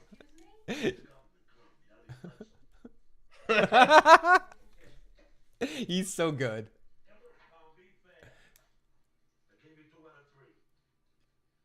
Oh, that was the wrong thing to say, Tony. And again, he's thinking that, I think, very much that look he gives at the end. Not on my watch. You know, you might get that over someone else with that weak ass shit. She just doesn't want. No, you're right. She just doesn't want to be Ro. She doesn't want to. But not even Ro, because I think Ro's probably got. Well, you got to think Jackie left her a friggin' sack. Like she's got the house. He'd never faced any indictment. Phil, you see that, but then later on there's that whole thing that happens in season 6. I don't want to get into. She probably I agree. Where everyone they're like, yeah, you got to kick up to Carmela. And they all hold back when they think Tony's not going to make it. Then the second they find that he's going to come through, yeah, but she got a bag for Jackie Jr. Tony probably gave her a bag for Jackie Jr. What happened to him? Maybe. You got to think she did.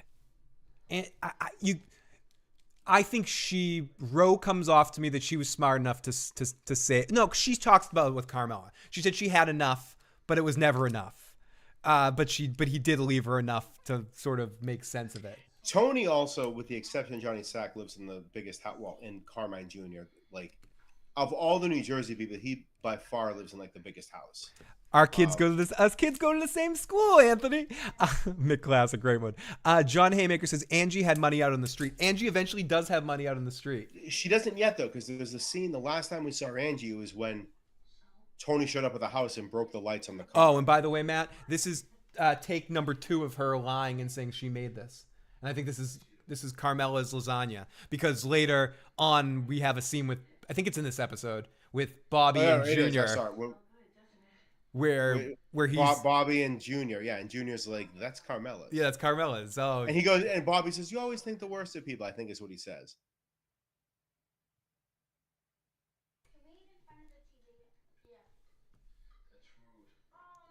No, go. I have to try to seduce your father. Go.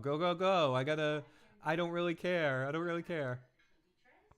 And I must say, Matt, you got a thing for Janice. That's fine. No. I have a thing for Bobby Buckle. I mean, I think Steve Sharippa does a very good job in these couple of episodes showing the grief for losing Karen. I think he came a long way in the way that some of the other actors that are one-off characters in this show are kind of one beat.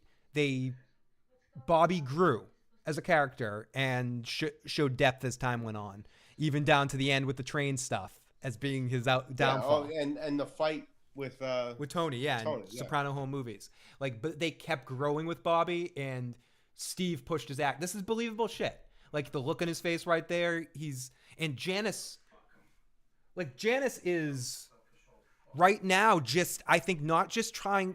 What she's doing is ridiculous. She keeps, I think less so with Ralph, but definitely with Richie and now with Bobby. She's slating him for power, like using him to as her ticket to the top. She was telling Richie to kill Tony. And she starts talking to Bobby later about him taking more responsibilities, being more important, and directly is responsible, you could say, for him essentially taking over for Christopher as Tony's heir apparent. Like, essentially, Tony starts training, by the end of the series, Tony starts training Bobby to be what he wants at this point in the series, Christopher to be. That's the person that he eventually gives his orders through. And how sick is that? I don't know if you saw that line right there. She goes, one thought of my little boy without his mother is the reason I didn't kill myself. She had both. Yeah. Oh yeah, dude. And he hasn't seen you in 10 years. Matt, that is the biggest bullshit story. She made that shit up. Lies. Mick, again, that person we're talking about, my ex, like that's yeah, oh, all of this shit. This all shit that comes out of she her mouth. lies in a snap of the finger, Matt. Mick says Bobby was my favorite character. Thought he was going to be boss. It looked like they might have been heading in that direction with him, especially towards the end of the series. Once Christopher went further down the drug road, and it was obvious that Tony would never trust him like this. And here we get the scene, and we hear what this guy thinks from Tony's perspective, and understands that. Oh, okay, yeah, you're right. That would be more beneficial to you. So he's sort of covering his bases. And you see in this episode, and I think the next episode too is the one that Ralphie's kid gets hurt in. It's not this one. No, it's the next one, I think. Is it really? I believe, because I think Ralphie only has a couple more episodes. It might be 2 episodes from now, Matt. I don't know. You see Ralphie's charm too.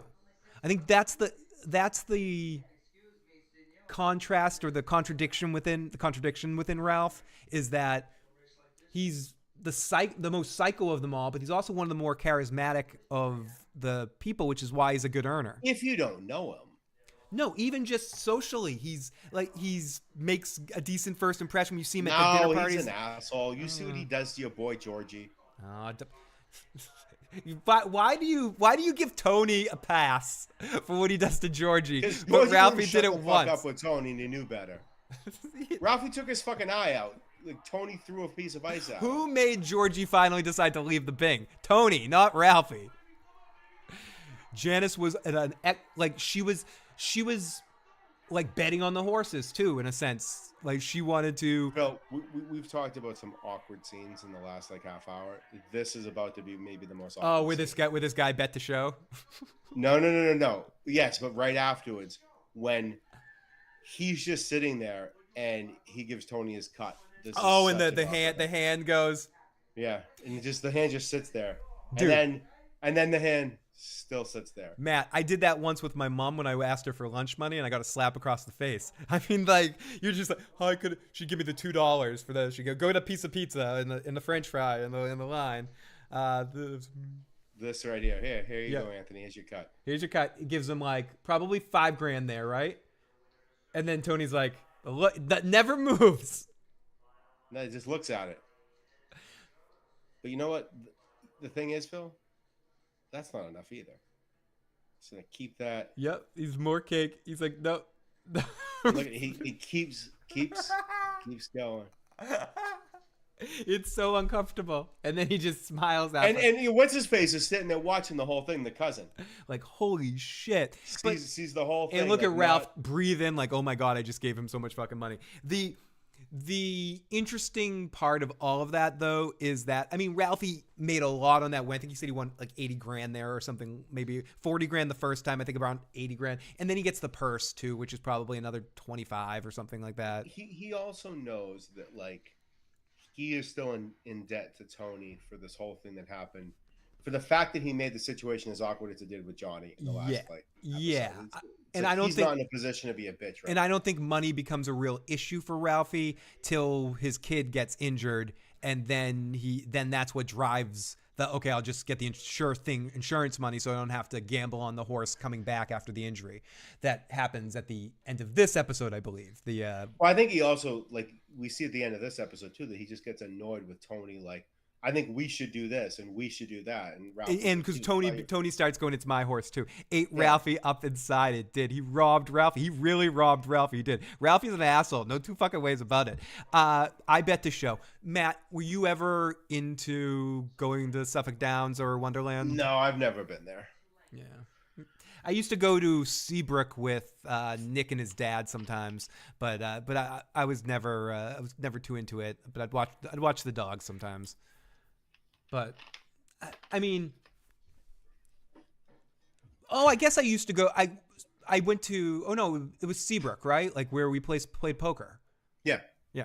They had dog racing up there. Yeah, that's where I went sometimes. I've seen dog racing. And listen, I love gambling, Phil, and you know that, but one thing I don't do is gamble on things I don't know about. And you're not, I mean, are you a sports gambler, or are you more of I know you're a poker player. When it's legal up here, I will be. I mean, I play fantasy football and stuff, and, like, Right, but if you still lived in Massachusetts, would you go to the casino and make sports bets? I'd do it on an app, certainly. Right, that's what what the casino. Yeah. So in Vermont, when that happens next year, like, yeah, I'll probably start betting on sports. Yeah. But I won't do it without really researching. I'm not going to throw money around. Like, I'm not an idiot. I don't bet on basketball or anything. I'm not an idiot. No, I mean, if it was, I bet on series in basketball, but I wouldn't bet on games. It's just a bad bet.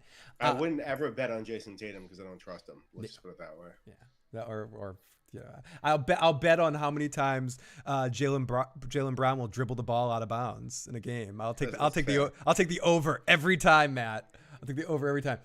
So this is an interesting scene where this is all about Bobby finally doing what he needs to do, and we see Bobby more in the other light. And this is why I say Steve Sharippa is a very good actor. He plays a lot of different shades of Bobby. We see him when he wants to play intimidating, he knows how to do it, and he does intimidating very effective in the scene. As we have the wonderful, the amazing Jackie C in the live motherfucking chat. Great to see you. Why so curious? As I'm a sports gambler. I like football. If I am to gamble on a sport, it is most likely would be football. I used to gamble when. Why so curious? I hope you bet the over in that Dolphins Broncos game this weekend. But let's not talk about. I can't get into sports. Yeah, but when I was a kid, I used to sell football cards to the kids in school because my mother was a little bit of a ran a book. So I would to some people who are famous celebrities right now, I sold football cards to in high school, like big celebrities. One in particular, he would every week he'd come to me and get a football card. Yeah. And he likes pizza. Anyways, so we go to and stools. Stools, yeah, and something about a bar. So Bobby is really good in that scene and really intimidating. As this is one of the jurors, right? This is the No. This isn't the juror. Okay, that's later on. Yeah, we do see that juror in one of these scenes coming up. No, that's the guy that he had to do that favor for Junior. It has something to do with electing someone for a local union. Yeah. Whoops, sorry. Let's make sure we get some clicks in here seeing Cosette, because we know Cosette's probably doesn't have much longer. Yeah, rest in peace, Cosette. R.I.P. Cosette. The fucking dog. That's coming soon, right? Christopher sits he killed my dog. It's gotta be, because like she can't be around for that much longer if she's already deep in the FBI. She doesn't make it into season 5, right? No, she is in season 5. It's towards the end of season 5, right? I don't remember, but why would they have her be? They really only killed her off, Phil, because she was going on to Sons of Anarchy. Like they wouldn't have her for 2 years. They would have kept that to the final season situation. So is this when? Oh no, it's later on when Christopher is going to go. No, but this is a line I love to throw at my wife every once in a while. We both know where it's from, so it's not taken seriously. Make me eggs. No, if you love me, stir my eggs. If you love me, stir my eggs. Stir my eggs. Hey, listen, Matt. Cosette was a whore. Thank you. Dude, that's not. Oh, and Jackie C says Kentucky is getting sports betting as well. John Haymaker says CCNY versus Kentucky. No one beat the spread. I bought a Black Fleetwood. Hey, Jackie C, my love. Oh God, those days. I think people that bet the Patriots and against the Rams. That was I think my stepfather bet that big. Bet the Patriots against the Rams. Huge payoff. Yeah, he won a lot of money on that bet. He was just like, the defense is going to shut down the Rams. He was like convinced of it. And no one believed it outside of a few people who had been like diehard Patriots fans all season. No one had any idea that was going to actually happen. So Christopher and Adriana scenes are interesting to watch, knowing where it leads. It's you were talking about this earlier on a different subject. Imagine watching it without realizing where the storyline went. And I think it's interesting watching this because knowing where Adriana's fate comes, it makes it more tragic. Like when you're watching it for the first time, you don't necessarily know. You think maybe they can make it. You think it's more funny at times. Christopher's plate is more funny. But in this Mike Classic, we're not going to have that talk in here. Go ahead, Phil. I mean, whatever. Everybody does. Having played. So this is another big scene where Adriana's starting to see the whole entire. Phil, I honestly, when she got the killed, mafia guys taking over. The first time I saw when she got killed, I honestly thought Christopher may have tried to kill himself because you don't even know that he went to Tony. At that Yeah, point. you don't. You don't. Yeah, he says to her, "Okay, fine," and then he goes to the gas station. It's my boy. I'm sorry. That's not funny, but it's funny. It's fucking hilarious.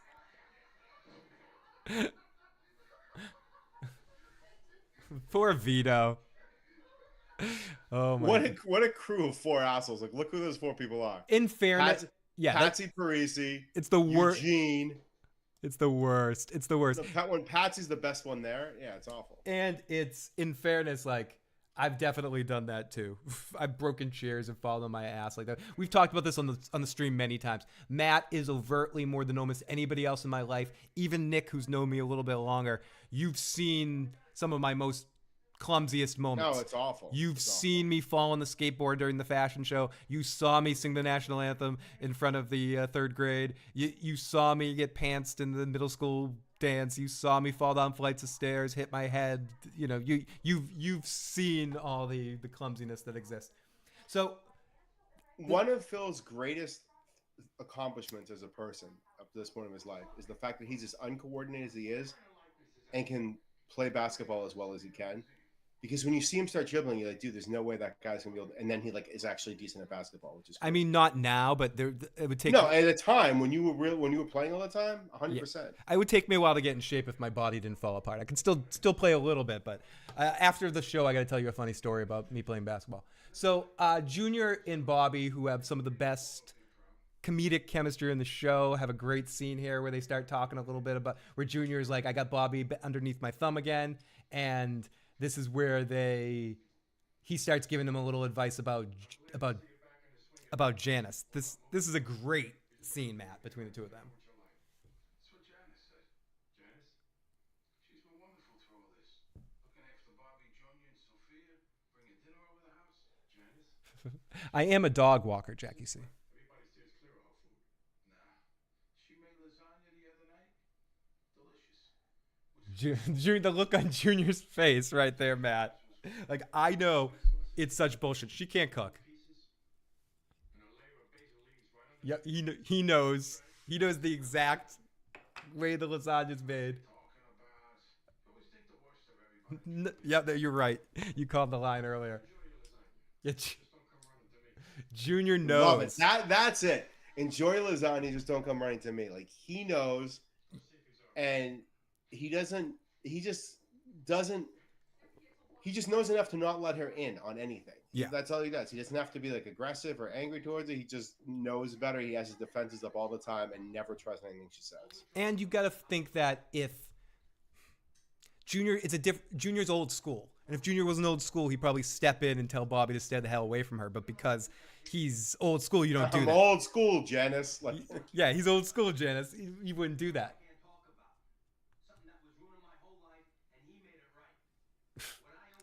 Honestly, and I'm not going to quote many saints, but we know that that's not the truth. We know, or we pretty much can assume that Tony just did this as a manipulation for Christopher, and the person he killed really wasn't. I still never, to the day I die, won't know if that's the guy that killed Christopher. I don't think it really is. Oh, I forgot that Adriana falls down too.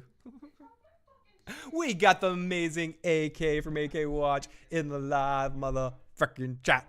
Good to see AK. Send AK love if you haven't already. Make sure you subscribe to her and all her amazing adventures. Hope you're doing well, my friend. So, Phil, this is the first time we see that juror. Okay, yeah. Right there. The juror, and isn't he like, he looks like somebody I know. He looks like Mandy Patinkin or something. He's not Mandy Patinkin, but it's... Junior, I forgot about this. This is so great. He's scowling at the artist. This is all leading up. That look. This is all leading up, Matt, to one of my favorite side Soprano moments when Junior sees Larry David and Jeff, and he's like, "Why have Bobby and I on the TV?" John Haymaker. That's my Uncle Phil. He killed me, but that comes later on. We don't quote that movie here, John Haymaker. It didn't happen. And Matt and I aren't going to do a rewatch of that when this is all over.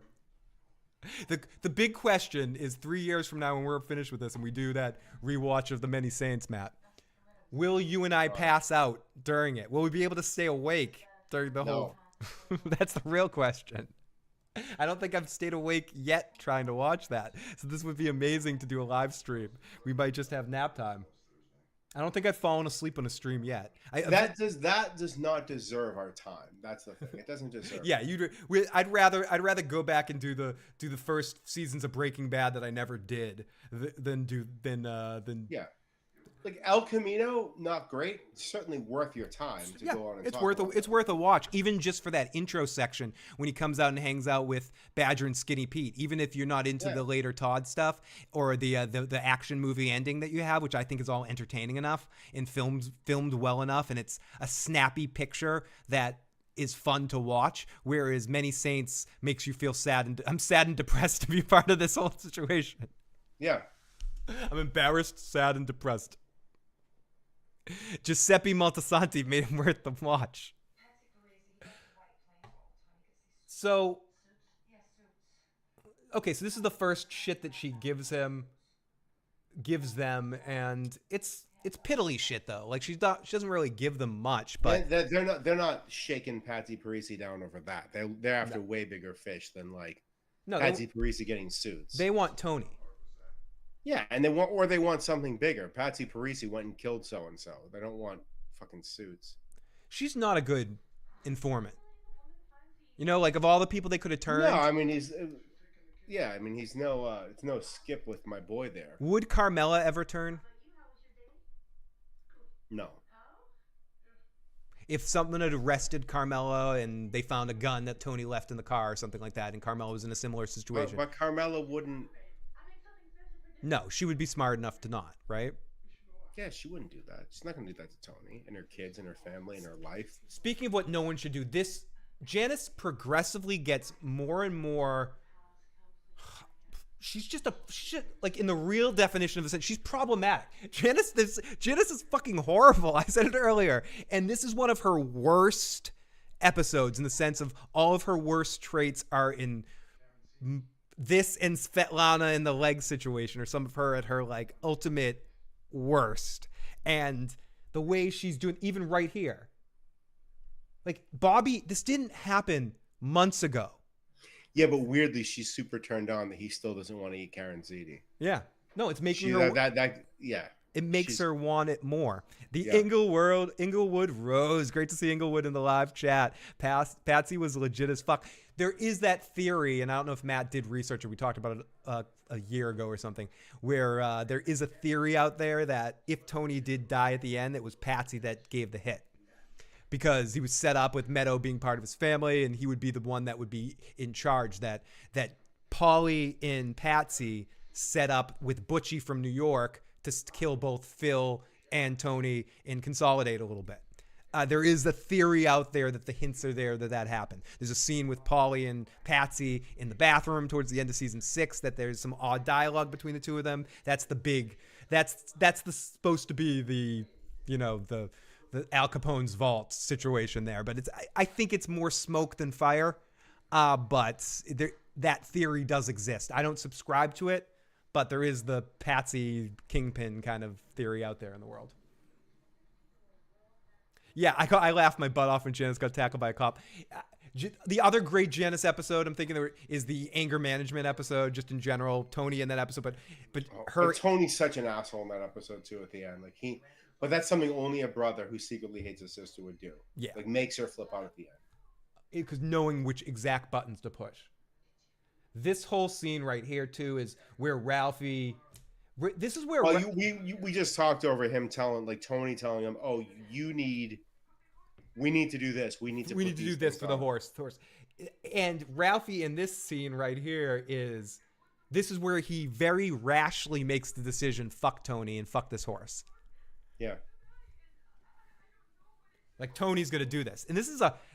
Well, he doesn't want to spend the money. He knows Tony will. Yeah, but this is a big gamble, right? That Tony's not gonna He puts Johnny on the spot here, Matt. He really kind of puts the screws to Tony has to pay for this. So he's ultimately giving the horse to Tony essentially here, or saying if you're gonna want ownership of this horse, you're gonna need to pay for it. It's a big Yeah, move. but It's a big move to do the the boss. way they phrase this though is that they can't. The way they phrase this is that they can't get in touch with him. Right. But Tony does knows it- that's bullshit.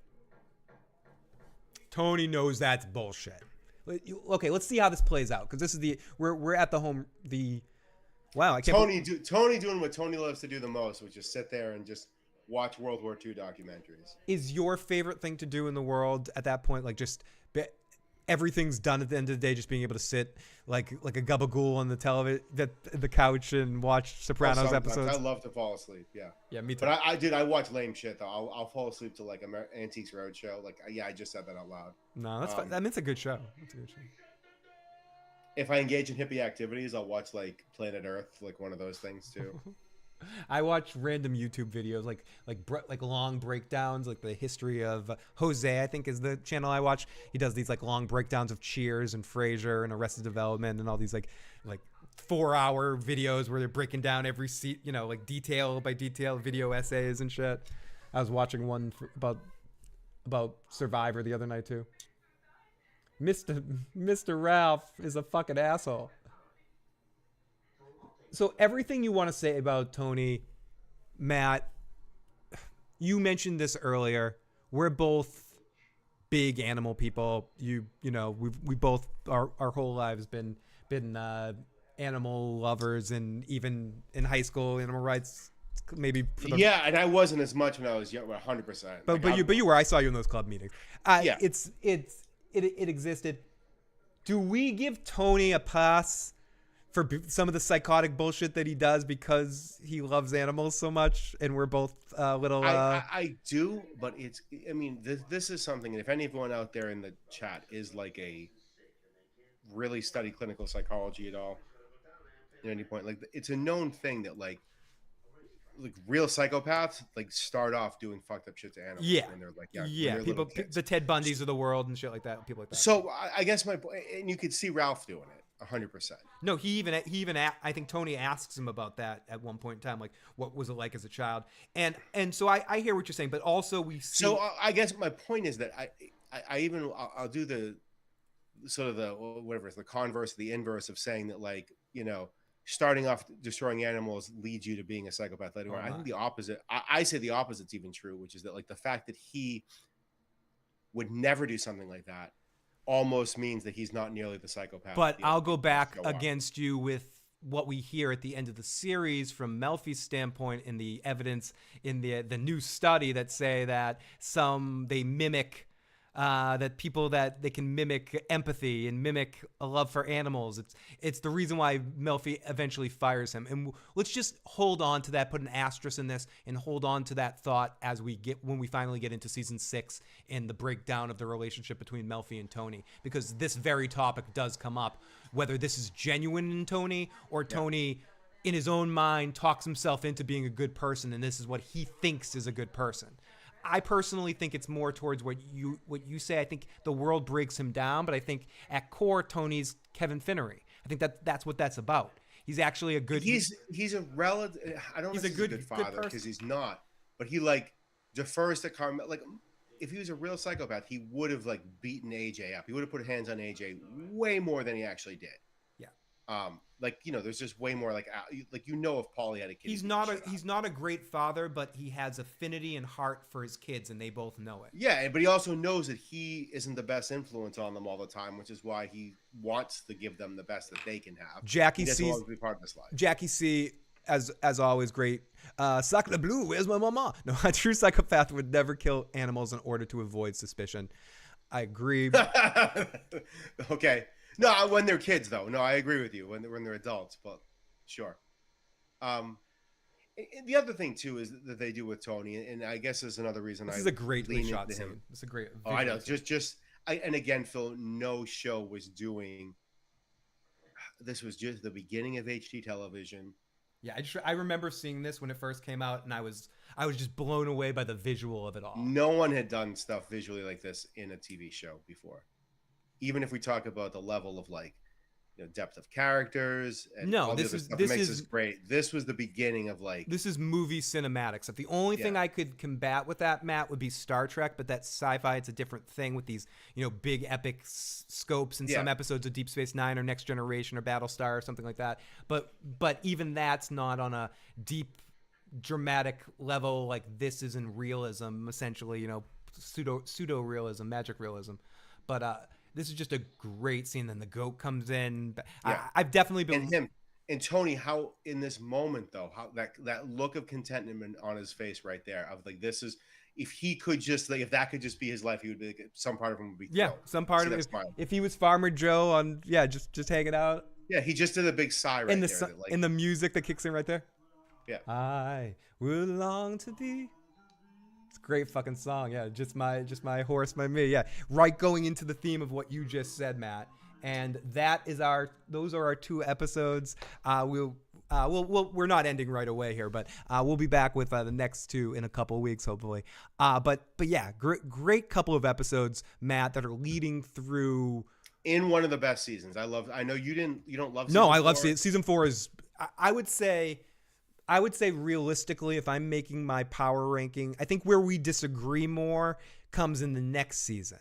I really like season 5, and I'm pretty not. Yeah, you're not. That could change. It's one I don't watch a lot of I don't watch a lot of those randomly. I watch a lot of 3s and 4s, like just. I would say 2 is my favorite, all in all. Then 4, then 1, then 5, then 6. Then 3? Where's 3 at the bottom? 3 is the bottom. 3, I think, even though it has some of the best episodes, I think as a cohesive season, it works the least. Yeah. So I think 3 is my all in all least. No, I think, can I split 6A and 6B separate? Because I don't love 6A. I don't love the Kevin Finnery and the Adventures of Vito. I think 2 things that would be good in one episode last 2 or 3 episodes. I think if you had done Kevin Finnery in 1 episode, it would have worked. If you had Vito be less of the him in New Hampshire thing, less than 2 episodes, just like 1 episode kind of shot mixed with the Kevin Finnery thing, I think it would have worked a little bit better. But that's just my quick thought. I'd have to break that down. But I would say season 2 all in all is my favorite season, but 4 is right up there because I just think as a overall season with an overall theme, it's the tightest because it's all about the breakup of Tony and Carmela. And what's weird for you to say it's your favorite season though is there's so little Pauly in it. It was the first. It's also and I've said this many times, Matt. It was the first full Sopranos season I watched. Yeah, it was. Kevin Finnery does drive a Lexus. We do give Tony a pass because he's an animal lover, says Luna. We try to rationalize his behaviors. And I think there is something to that because of Tony being so charming. And there's a reason why David Chase chose to make Tony so unlikable in the final few seasons. Go ahead. No, that's it. That's it. No, I was going to say, but it's not just with. He does have a level of empathy with humans as well. Like the fact he couldn't believe that Ralphie. He was the biggest one that had a problem with Ralphie killing that Hua. Yeah, because he was like, she's a 21-year-old girl. He saw Meadow. He saw Meadow in her. How could someone possibly do that to a young girl that was innocent in a certain way? Hadn't done anything except piss. Well, she was an idiot because she was banging Ralph, but no, I can't see Tony killing. Who did Tony kill that was outside of his world? I don't know. No one really. Not that I'm necessarily popping in my head. He's always very selective for within his own world. Sometimes they've been people that were extra close to him, but they broke rules or. Yeah, the Christopher thing was obviously really fucked up. Like Matt Bevilacqua, like that was like literally by rules of that world. Should he have pushed to give Jackie Jr. a pass and send him off somewhere, send him to California and get him out of the situation instead of okaying because Ralphie to kill him? Like, could he have stepped in and done more for him? I don't know. He doesn't. Yeah, but keeping Jackie Jr. in the show would have ruined Quick spoiler alert for Breaking Bad. He doesn't really have a Jane-like moment where he just sits there and watches an innocent person essentially die. Christopher maybe. But Christopher wasn't innocent. Part of that was He'd given Christopher a million chances. And what did he do? He looked back and saw the baby thing. Yeah, he's protecting. It wasn't like with Jane, that was a selfish move by Walter. I think Tony, in a sense, made that choice not just to be selfish, but to save Christopher's family, thinking he was doing the best thing for Christopher's family, as fucked up as that sounds. Yeah. Kevin Finnery did have the makings of a varsity athlete. Luna asks, Phil and Matt, do you think Janice would ever turn state's evidence? Would she manipulate the situation? I think that's an interesting question, because if we say that Janice is the figurehead, the replacement for Livia when Livia went, and that Janice originally was supposed to be a popping up every once in a while character, not a everyday character. And when the actress played Livia, died, they were going to do a storyline with Livia that she was prosecuted for the plane tickets that she gets involved with in season 2, and basically gets put in a position where she's about to turn state's evidence against Tony, and Tony has to kill her. That was a speculated story point that was going to happen and probably end season 3. I think Janice is crazier than Livia. But my question is, if Livia would have done it, would Janice have done it? I don't know. But I think Janice would literally make up things to tell them that wasn't true, just to like try to get herself. Like she would come up with a whole universe. So honestly, I don't think Janice would, because I think Janice is somebody that automatically thinks that she's done worse than anybody else and doesn't want to even talk to people because she's afraid that like bones are going to come out of her mouth when she's talking, because she's got so many skeletons in her closet. Like she's going to cough up bones. So I think she would just say fuck you and like hit the cop or something like that. She would freak out. I don't think she'd be able to handle the situation. I think she has more respect for this thing of ours than Livia did, because I think Janice in her mind wants to be part of it. She thinks she's a gangster. She's Cersei Lannister. I know you haven't watched Game of Thrones, but she's Cersei. Yeah, but kind of. But then the other time she wants to be like a hippie making like religious music too. Like she's crazy. I don't mean that to be dismissive of people with mental health. No. We're not talking two things, Matt. One, we're not talking about real people. We're talking about characters. And so crazy is a descriptive term for a television character to describe. We're not talking about breaking down what her real neurological mental disorder would be. She doesn't really have one. Right. Exactly. Because she's a character. So I agree with using stuff like that to educate people about mental health and normalizing talking about it. But in the sense of talking about fucking Janice, she's fucking crazy. She's fucking batshit, fucking crazy, dude. Have you heard the news? I have. He's coming, Matt. He is fucking coming. But yeah, when we're talking about television characters, we can use these kind of broad strokes. If we want to poke apart narcissistic personality disorder and with anger management issues, like we can break apart that and talk about awareness of that fucking shit if we want, but in the sense of talking about Janice, she's a fucking crazy person, and she's a dangerous crazy person. He has got to head out. AK, have a good night. I can have some fun talking about some Only Murders. I lost my hula, so I'm missing out on the second half of the season, but I can't wait to catch up on it. Great show, and you guys are doing awesome coverage of it, so make sure you go out and check out AK as we're wrapping up here. Blubbity bloobity, Matt, great couple of episodes. I think, as we said, really Janice home run in her psychoticness. Another couple great Ralphie episodes, great Johnny Sack episode, Junior's back hitting home runs. Really, I just want to say one last thing before we leave. Please, I'll bring this up again in the future. Is that like I think one of the reasons that people have always rooted for Tony in this show and the way that like David Chase didn't want them to or whatever is the fact that the people who he's up against are the worst people in this universe. Yes.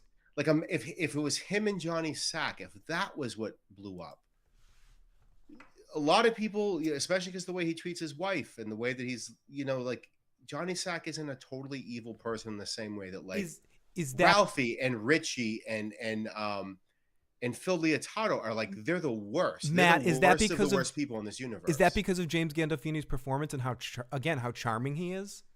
Well, no, because we're literally sitting here talking about he has some weird level of empathy inside of him.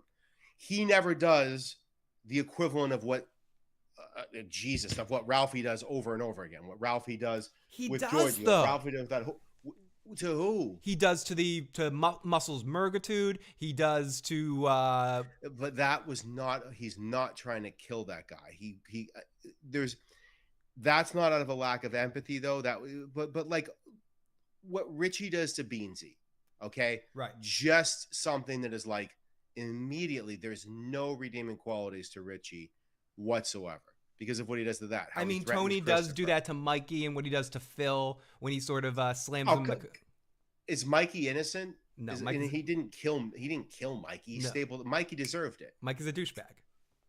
Again, Mikey's another douchebag. Mikey could be on the next season of the Jersey Shore. Phil Leotardo, huge douchebag. Yeah, and Ralphie, huge douchebag. Mega douchebag. The kings of the douchebags. And speaking of the kings of the douchebags, Matt and I are done for the night. We're going to go. We're the kings of the douchebags here. We'll be back in a couple weeks, 2 or 3 weeks for the next episodes. As long as we can keep things rapid as we're doing tonight, we'll try to do 2 episodes at a time till the end of the year. We don't even need to do 2 episodes every time to make it to the end of the year, but if we do, we might even get past season 4. But I don't want to. Every time we talk about that, one of us has some injury or hospitalization and needs to take a break, or tragic life event to take a break. So let's hope things end up okay and we keep doing this, because as of right now, there's no new show that Joe and I are talking about, or I'm talking about at the moment. So until then, Sopranos is what we got. So I'm coming up and popping up every couple of weeks and keeping this going. And we're going to get through this, Matt. Second half, we're going to get through a lot quicker than the first half, because we're getting older and we don't want to, either of us to not make it. It was shitty what he did to Rock. I agree with you. Oh yeah, I forgot about what he did to Rock, and he did that. He felt bad about it after, or what he did to the congressman, because he was sleeping with Arena, the girl he didn't want anymore, and like whipped him with the belt in front of her. Yeah, that's not. Is that you put that on the same level as Ralphie killing a 22-year-old girl? No, I'm not saying he's as bad as Ralphie. I'm just saying we judge Tony on a curve because we like we like Tony because Tony's likable. And we see him in therapy, and we hear his inner monologue, and we get more personal empathy watching him, so we forgive some of the things he does to accept him as a character. We're not doing this now because we're going to. I know, but this is a good discussion that we should have as we move on into this point on in the series, because in the first three seasons he's very likable. And he starts doing really shitty stuff. Yeah, and let's just keep track of that. So Matt, thank you so much. Hope you have an awesome night, and everyone in the live chat, have a good. Thank you, everyone in the live chat, for being here. Yeah, we will talk to you guys next time. Thank you.